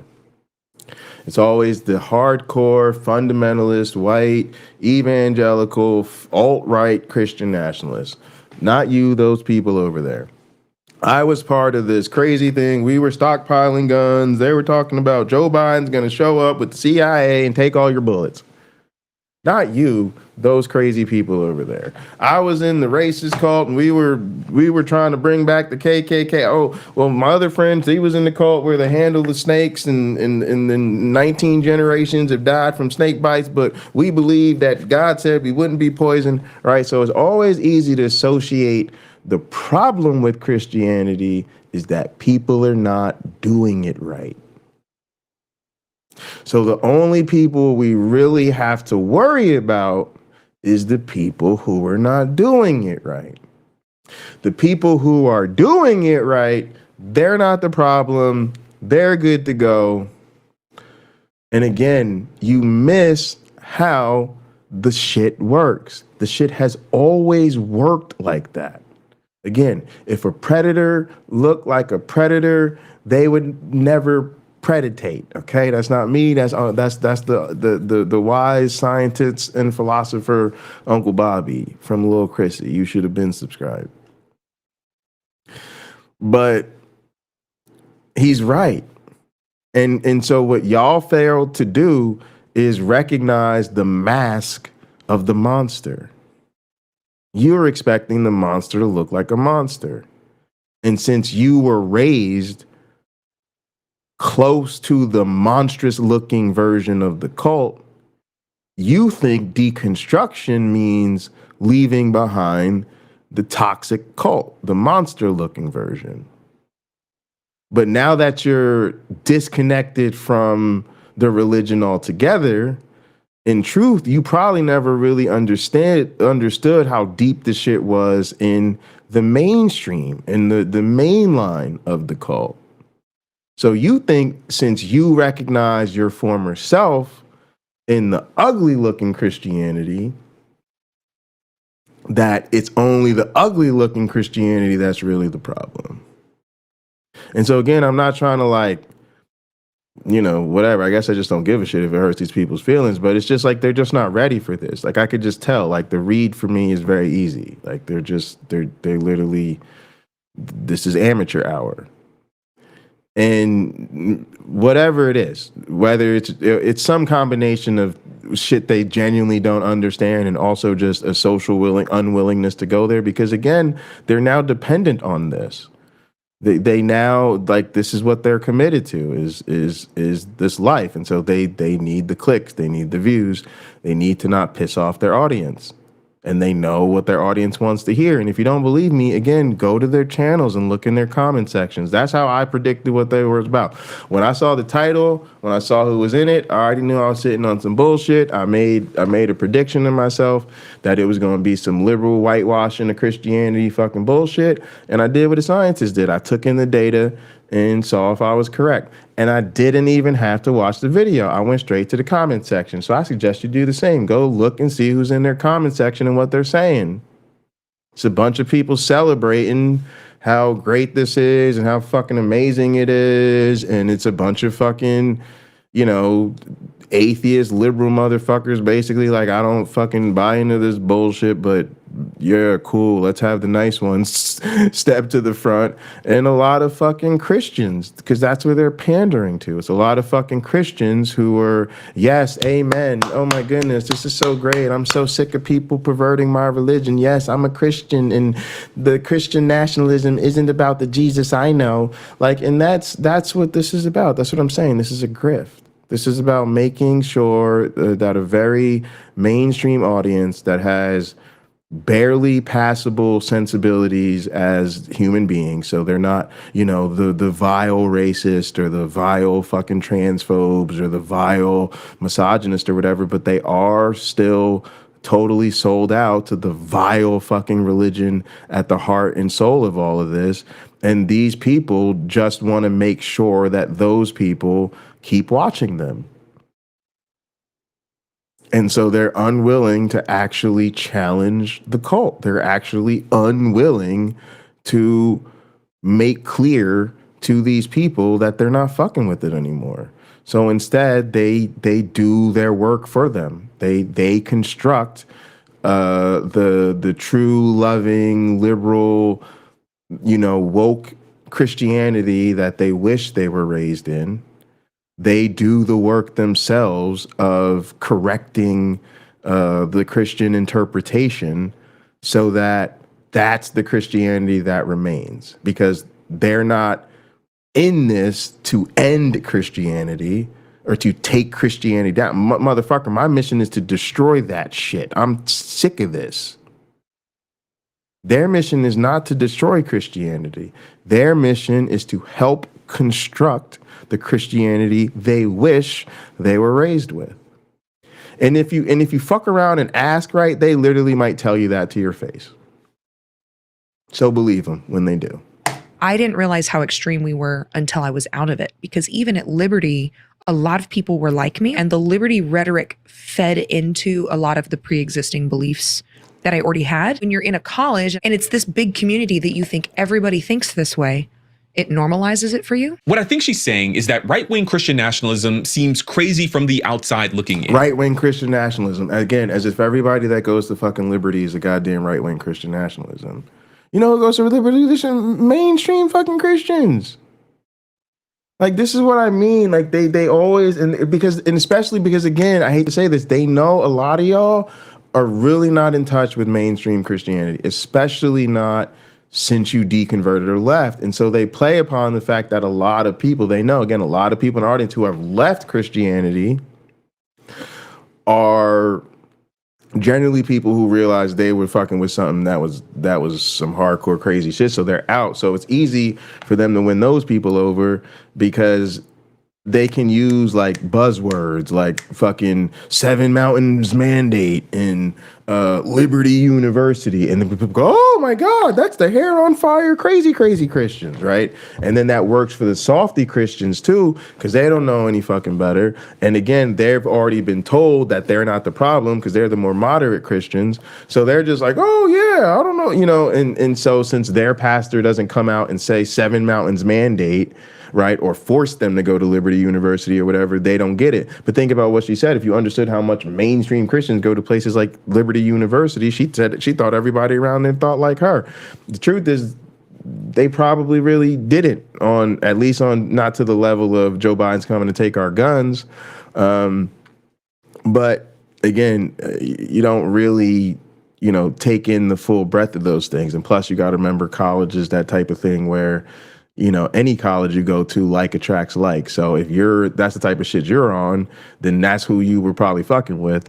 And, you know, you may not have been feeling or in touch with, say, the more, you know, liberal strain of Christianity. But trust me, it's at most, you know, major, moderate Christian universities, because again, they run ads in their churches and they go on marketing campaigns and they work with, you know, high school student groups and they work real hard to recruit all Christians in the fucking Christian colleges. So they go with the lovey-dovey, come to a great Christian college, a college with a purpose and a mission and all that type of bullshit.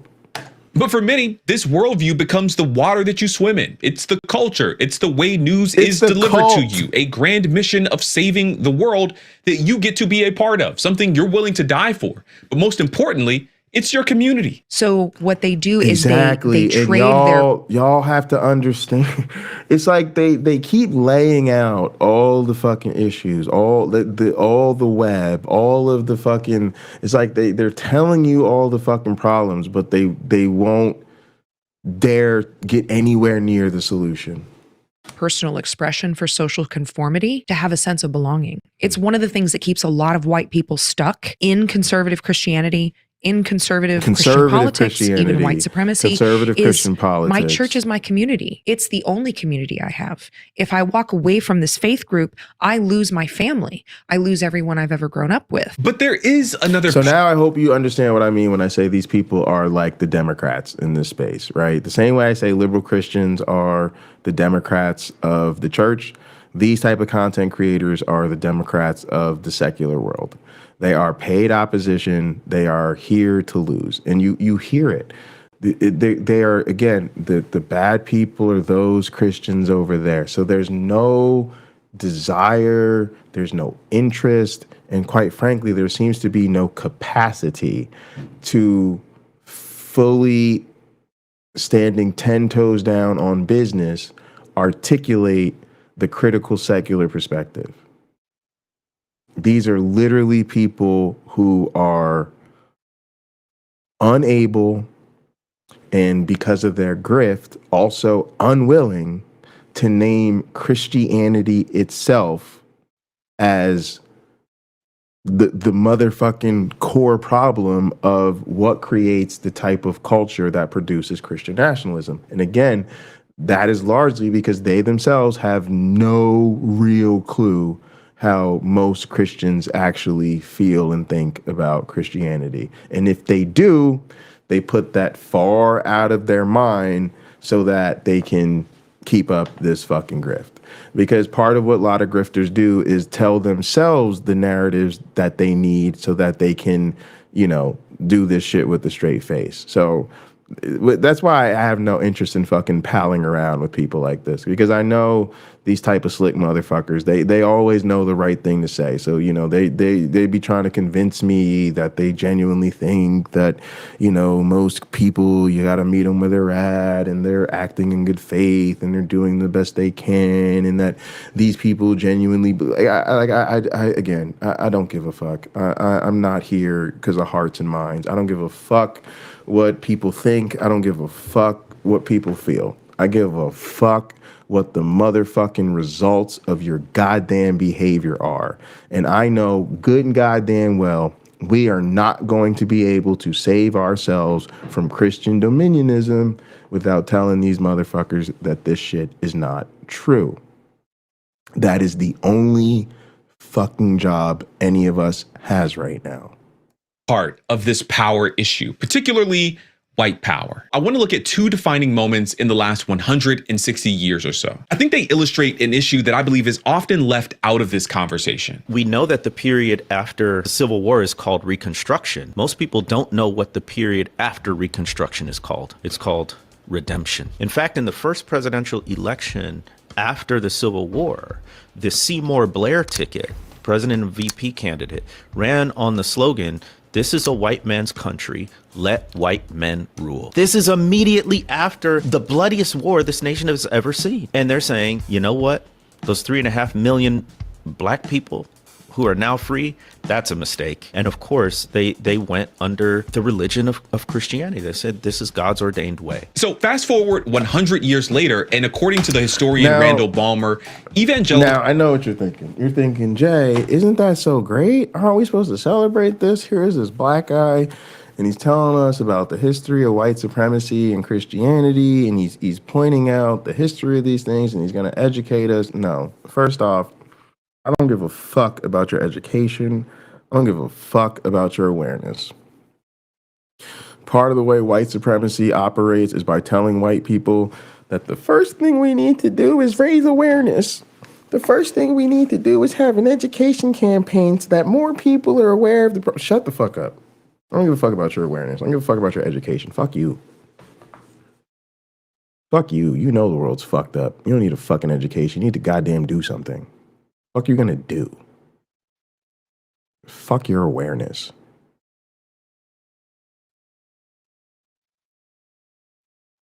And fuck his awareness. If you're gonna tell me you can articulate the history of how Christianity's been distorted to uphold white supremacy, and you've still got a fucking cross over your shoulder, I'm not interested in the goddamn thing you have to say. Were still politically galvanized around the issue of race. Actually, one of the leftovers from this time are the conservative Christian segregation academies established across the country, but especially in the South, to skirt desegregation laws. When it became clear that the narrative successes of the civil rights movement made it generally pretty lame to be a segregationist, they pivoted. Hey, segregation's not working anymore, but I think abortion can do the trick. And then in 1978, Jerry Falwell gives his famous... And then again, see what I mean? Now, do you see the grift? That's part of the grift too, is that's what these people do, is they just literally give you a sense of activism through remedial education. Telling you shit you pretty much already knew or should have already known. And honestly, whether you knew the details or not are kind of irrelevant, because motherfuckers, again, you know the world you live in. You know who runs the world you live in. You know pretty much how we got here. You know, you may not know all the names and what year this guy said, this one guy, white guy, said some other shit to some other white dude. But generally speaking, you know the Cliff Notes version of the history of this fucking country, which is all you need to know to understand the goddamn problem.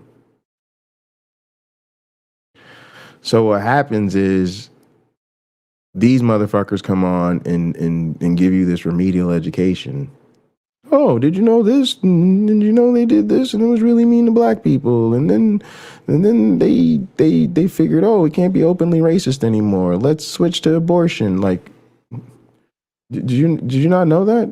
Did y'all not know already that the fucking the whole political football of abortion was really about racism? And again, does it really fucking matter? Again, you couldn't be openly racist, so they found a new way to be racist. Gang, what the fuck is happening right now? I don't need you to take a history lesson. Are you more than 6 years old? Were you alive in 2020? Were you also an adult in 2020? Okay, just think about the shit that's happened in the last 5 years of this country. Think about the fact that I think like 5 or 6 years ago, Shakira, who's not an American citizen, did the Super Bowl halftime show. I think Bad Bunny might have been part of that shit. Nobody gave a fuck at the time. Wasn't a big deal. Did some songs in Spanish. Nobody gave a shit. Now, Bad Bunny does Super Bowl halftime show. He's the #1 fucking artist in the world. He performs in Spanish. And white America loses its mind and literally throws a alternate reality white power halftime show. So I don't need you to have a big history lesson. Just in the last 5 or 6 years, how would you describe that trajectory? What was that? Oh, it became less cool to be openly racist. So then people found a better way to be openly racist. Cool. See that? No fucking history lesson required. We don't need a fucking history lesson. We need y'all to stop them. Yeah. And the key to stopping them is to make sure, again, that everybody knows they are full of shit. And if you can't work with Magic Man in Sky, didn't talk the universe into existence, Jewish dude from 2,000 years ago didn't die and rise from the dead so we could cure a magical curse on the world called sin. You're not going to live forever and there is no such thing as hell. Like, if you can't handle that, then again, call me when the adults are ready to handle business. I'm not here for the kitty bullshit. Anti-abortion speech and changes the trajectory of everything. But it's important to say that the politics of this is a white man's country, let white men rule, never went away. There is a great deal of emphasis placed on the diversity within the Christian nationalist movement. And I get it. It is a little bizarre. If one were to frame Christian nationalism as a whites-only movement, they would be obviously wrong. People who have a problem with us worshiping God, we cannot have them in power. We cannot have them in power. But if one were to frame this as a white supremacist movement, they'd be very right. There is no doubt a surprising amount of diversity within the Christian nationalist movement, from leaders to sympathizers to adherents. Gene, I believe more than anything, just as in the natural we bombed Iran, in the spiritual we need to bomb the spirit of Islam that's trying to take over our country. People for whom bigotry isn't a deal breaker. No matter how you slice it, the loudest voices in this movement make it abundantly clear that they believe in racial hierarchy. And the Bible has something to say about that. From a biblical perspective, the racial politics of hierarchy in Christian nationalism are garbage. Galatians 3 and verse 28 outlines a clear doctrine of equality across ethnic identity, socioeconomic status, even sex. All are one, it says, in Christ Jesus. No group's culture is... And again, don't forget, gang, we have to go with Galatians because, you know, it's the new covenant. And I guess so for some reason we're not allowed to bring the old covenant into the new covenant, you know, because of the unchanging God. But again, what about Jesus saying, slaves, obey your master? What about that part? No. What about Jesus saying, not one jot or tittle of the law shall be broken? No concern about that. No concern about that. Interesting. And who do you think Christians are getting this idea, this whole, like, you got to kind of worship this Jesus guy or else you're going to end up in hell? What about that part? Is that only the hardcore right wingers? Is that only the alt-right? Is Maddie going to tell us the only ones that say you have to dedicate your life to Jesus or else you're going to go to hell? Is that just the ones that are stockpiling guns because they're worried Joe Biden's going to take their ammunition? Is that only the crazy ones? Is that only the people who believe in the 7 mountains mandates? Are they the only ones who think I'm going to hell because I'm not a Christian? Just curious.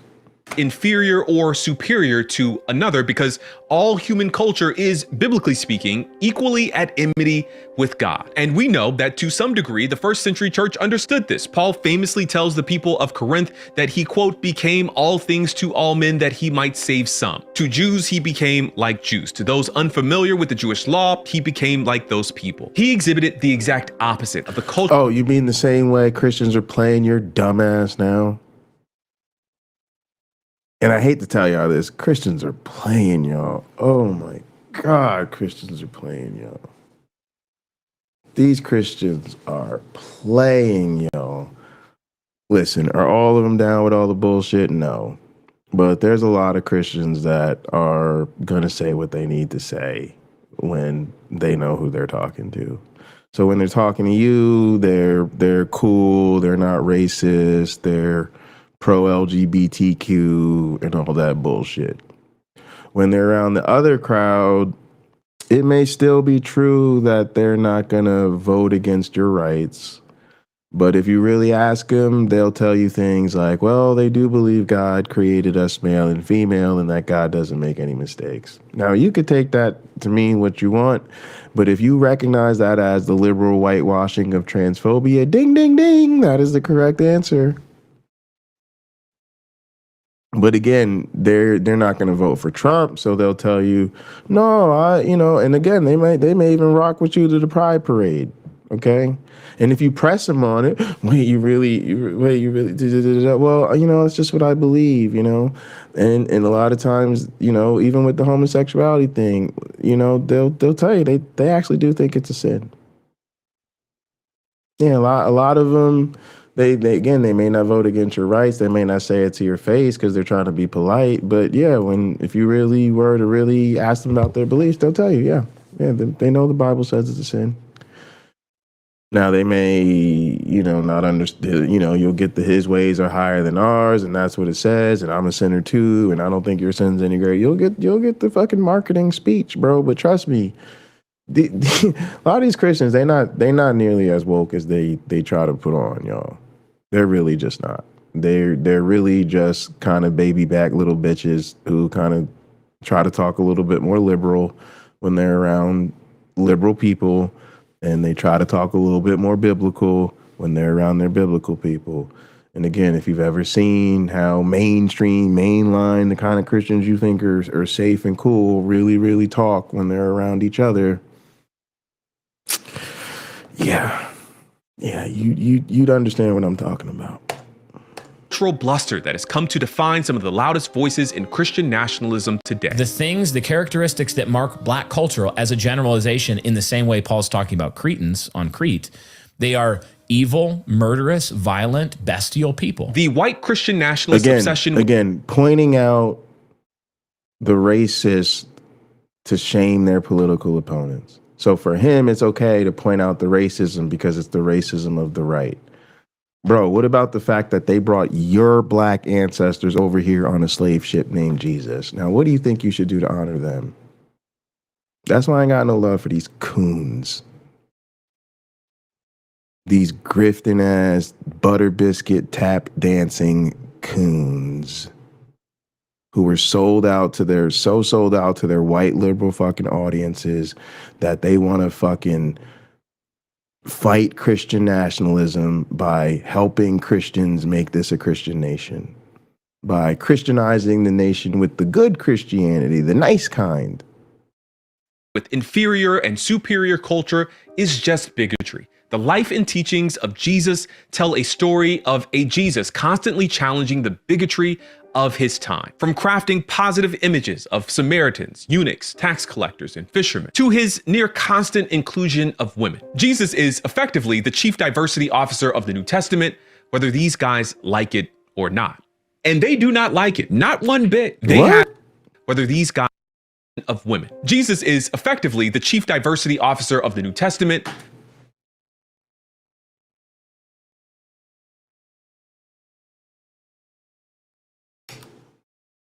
inclusion of women. Jesus is effectively the chief diversity officer of the New Testament. I need a minute. I need a drink.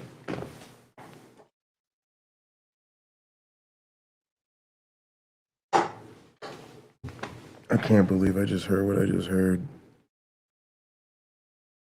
I saw a fucking comment like that in the fucking comment section, and somehow I just was not ready for him to say that. Again, these motherfuckers think Jesus is going to send me to hell because I don't worship Jesus and I haven't dedicated my life to him.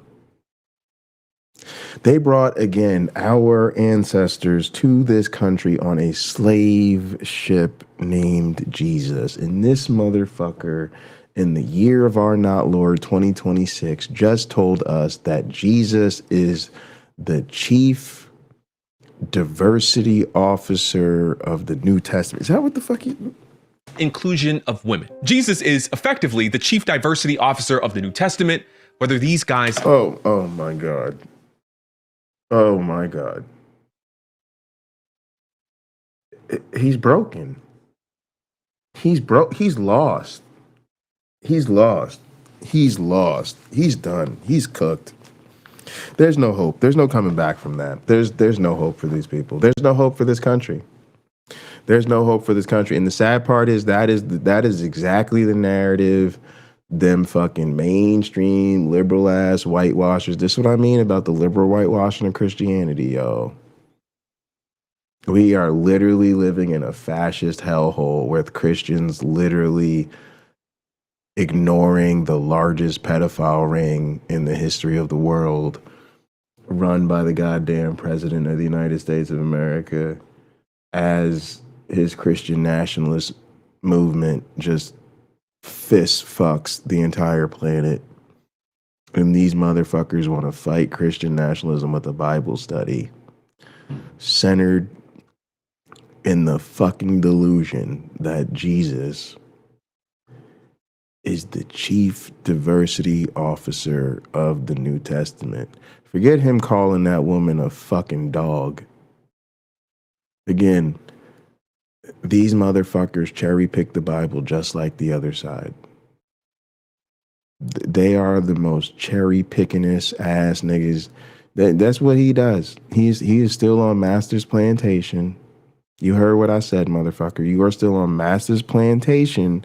It's just now your full-time job isn't picking cotton, it's picking cherries. You are literally on the plantation picking cherries all day long. That's my new thing for the coons, y'all. The cherry pickers. That's it. We just figured it out, y'all. Y'all know we come up with our shit in real time. We come up with our shit live.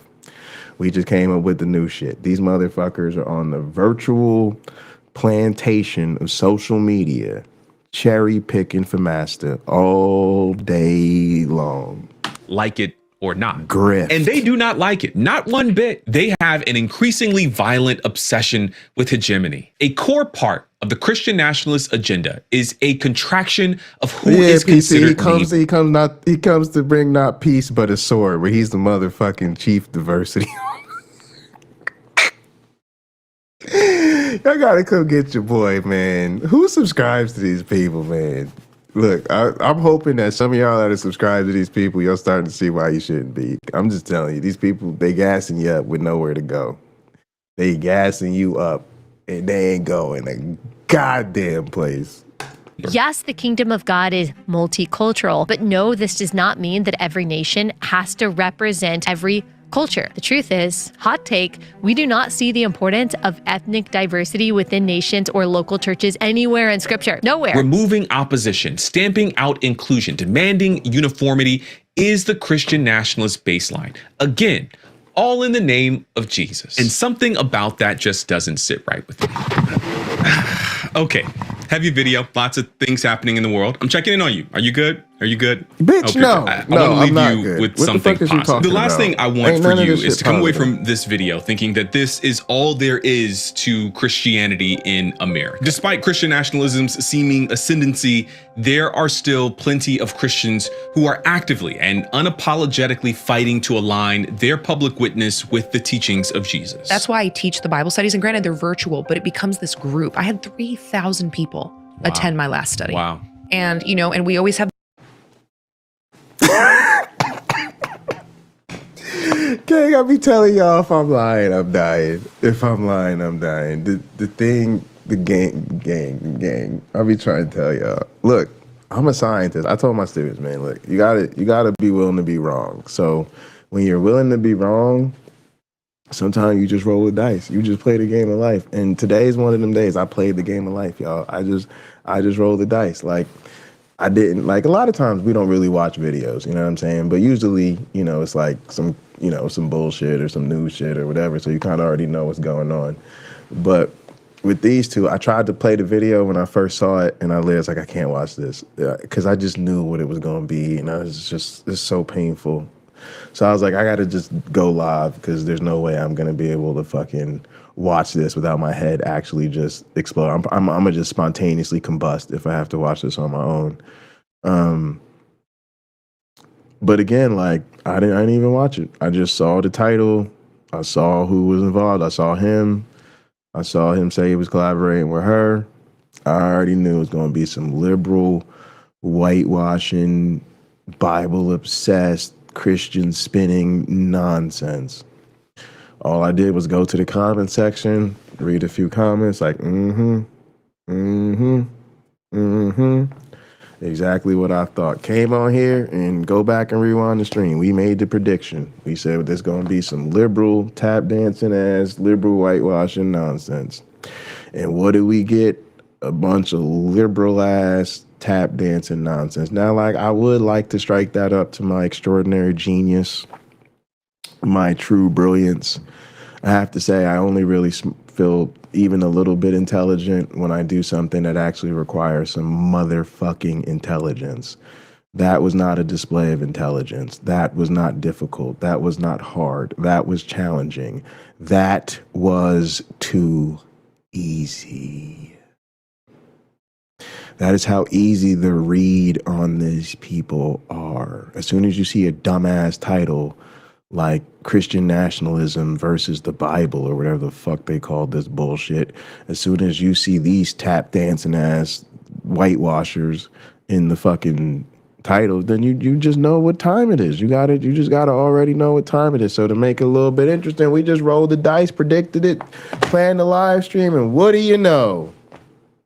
Exactly what the fuck we predicted. And here she comes. I told y'all, she is still obsessed with the Bible. And they're like, no. And I was thinking, no, Jay, she just tries to correct it. And she's just trying to clear up the misunderstandings. And she's trying to help. And here she told you. That's why I do my Bible studies. And there's 3,000 people. Because this is a grift. Telling all them liberal white folks, don't worry, you're not part of the problem. The problem's the bad ones over there. You're the good liars.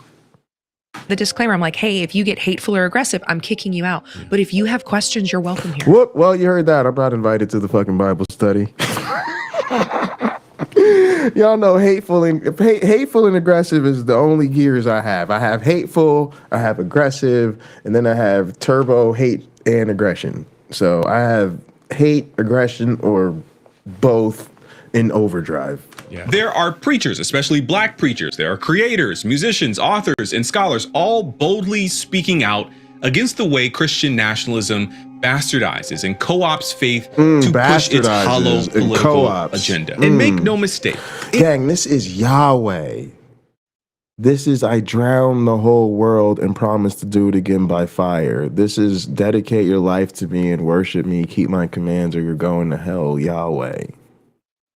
I don't even fuck with Jesus, to be honest with you. Because again, Christians believe the Trinity and the whatever and the blase and Jesus is the nice one and then there's the dove or whatever the fuck. I don't fuck with all that. I don't fuck with all that. Y'all worship Yahweh still, right? Yeah, you do. Yeah, we gonna talk about that Yahweh motherfucker. Yeah, Jesus, he's a fucking asshole too, if you want me to be honest. I fucking hate Jesus. What a fucking scumbag. What a fucking failed apocalyptic preacher. But anytime the whitewashers want to start cherry picking from that Bible, I'm gonna make sure we talk about the OG homie, the main man Yahweh.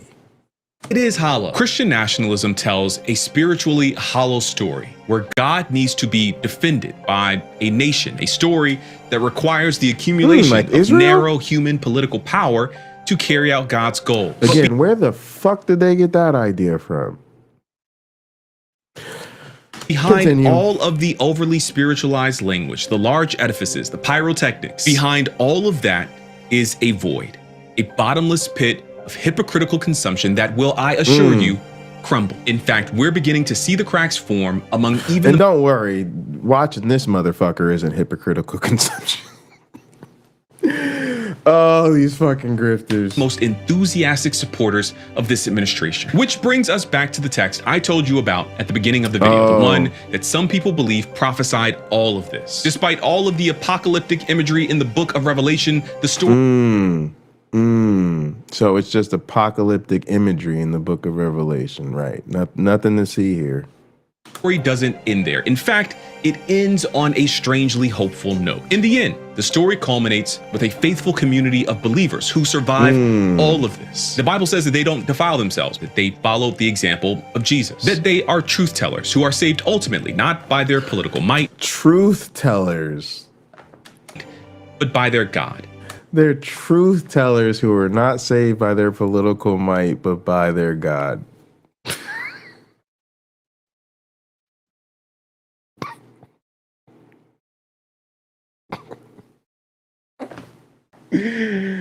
I really hope y'all are seeing the folly of trying to fight Christian nationalism with the Bible. I hope y'all are really, really taking this one in. I really do, because again, in debates, we tell them all the time, you can't use the Bible to prove the Bible. You can't use the Bible to prove the Bible. This is the basics. You can't use the Bible to prove the Bible. But these motherfuckers think the people that use the Bible to prove the Bible, we're now going to be able to use the Bible to stop them from fucking killing us in the name of the Bible. Amazing. Amazing. You think the book where they got the idea that their God's gonna murder all of us is the key to getting them to stop murdering all of us. Man, y'all are fucking brilliant. And I think that's a much better story. Oh, much better story. Okay, I think I'm going to— there it is, gang. They think it's a much better story. Again, they're real upset about the Christianity they were raised in. So they're gonna construct for Christians the Christianity they wish they were raised in. These are grifting ass grifters. I said what I said. I don't take it back. And the thing that I'm most mad about, that disappoints me the most about the situation that people like that we're in, is because, again, time is very limited. My time is incredibly limited. Resources are limited. Energy is limited. And it's like, this is why we don't even watch your shit, because we don't have to. We don't have to. We could just see your thumbnail, look at the title, and be like, these people ain't about shit. This is going to be some whitewashing ass bullshit. This is literally a fucking waste of time. The problem is, and I hate to say where in some ways y'all are a bigger problem for people like me than even sometimes the other side is because y'all are the ones occupying the space in our spaces. Y'all are literally the ones who are taking the people who are supposed to be allied with us, who are supposed to be down for the fight, who are supposed to be participating in the resistance, who's supposed to be recognizing we live in serious, dangerous times, and it's time for the grown folks to step to the front and handle serious grown folks' business. And you are taking up all the algorithmic fucking oxygen, trying to be the flavor of the fucking month with this whitewashed liberal bullshit. And again, we don't have time to play these fucking games right now. Y'all need to grow the fuck up and get serious. And if you're gonna keep occupying this space, if you're gonna do this for a living, get your ass in school. You're a motherfucking YouTuber. Go back to school, get your ass a degree. Learn some shit, earn your shit. Become a real expert. Go back and for real study the history. For real, get a degree in journalism. For real, study sociology. For real, get a degree in anthropology. It's like y'all don't even care enough about the fucking supposed profession or occupation that you're in to like just get some fucking real expertise for like having some fucking personal pride in the matter or some shit. Like you already got the career opportunity, you already making money, you already got shit lined up. You still don't want to knock out some classes during the day? Like, cause I'm saying like, for real, I'll be honest with you, I taught freshman fucking, basically freshman cultural anthropology 101 at a community college twice today. Dog, my freshman would eat you. I'm not even kidding. I'm not even telling you.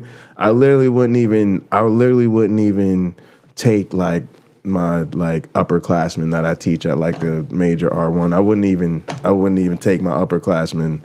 Nah, I'll leave my upperclassmen out of this. This one, I'll bring in my freshmen. I'll have my freshmen I'll just sit there and play this shit and ask my freshmen, y'all, what y'all think we think about this, freshmen? What's going on? What's the problem here? My freshmen would eat you, bro. I'm just being real with you. Again, I told you this shit was too easy for me. I could have done this shit in front of my students now. I could have said, students, I literally have not watched this. Let me tell you everything I could read just from the fact that it says Christian nationalism versus the Bible, what I know about him, what I know about her. Watch this about to be some liberal whitewashing ass nonsense. They would just sit here, watch it, and laugh. And I could pause and just do the same breakdown and be like, "What the fuck did y'all just hear?" And they could just tell me. I could tell you because we just had a conversation tonight about and the issue of language and culture and the racism and all of that. And I could play like a Megyn Kelly clip for them or whatever, and they in there. They know exactly what the fuck is up. And they're freshmen who were like 5 weeks into a cultural anthropology class. But that's the difference that education makes, y'all. Education is resistance. Like, care enough about the shit that matters to you to fucking learn something about it so that you don't become a fucking airhead on the internet. Care the fuck enough to learn what the fuck you are talking about. Because you literally played all the clips of the historical degradation and the racism and them talking about how the game of power is about crushing your enemies and all of that shit. And y'all literally think we're gonna stop Christian fascism with whitewashing Christianity and reminding them that isn't Jesus really supposed to be about love? And like he said at the end, because that's a better story. Not because it's the truth. Not because it's the way to build a principled equality secular society. Because it's a better story. A better story for who, motherfucker? A better story for who?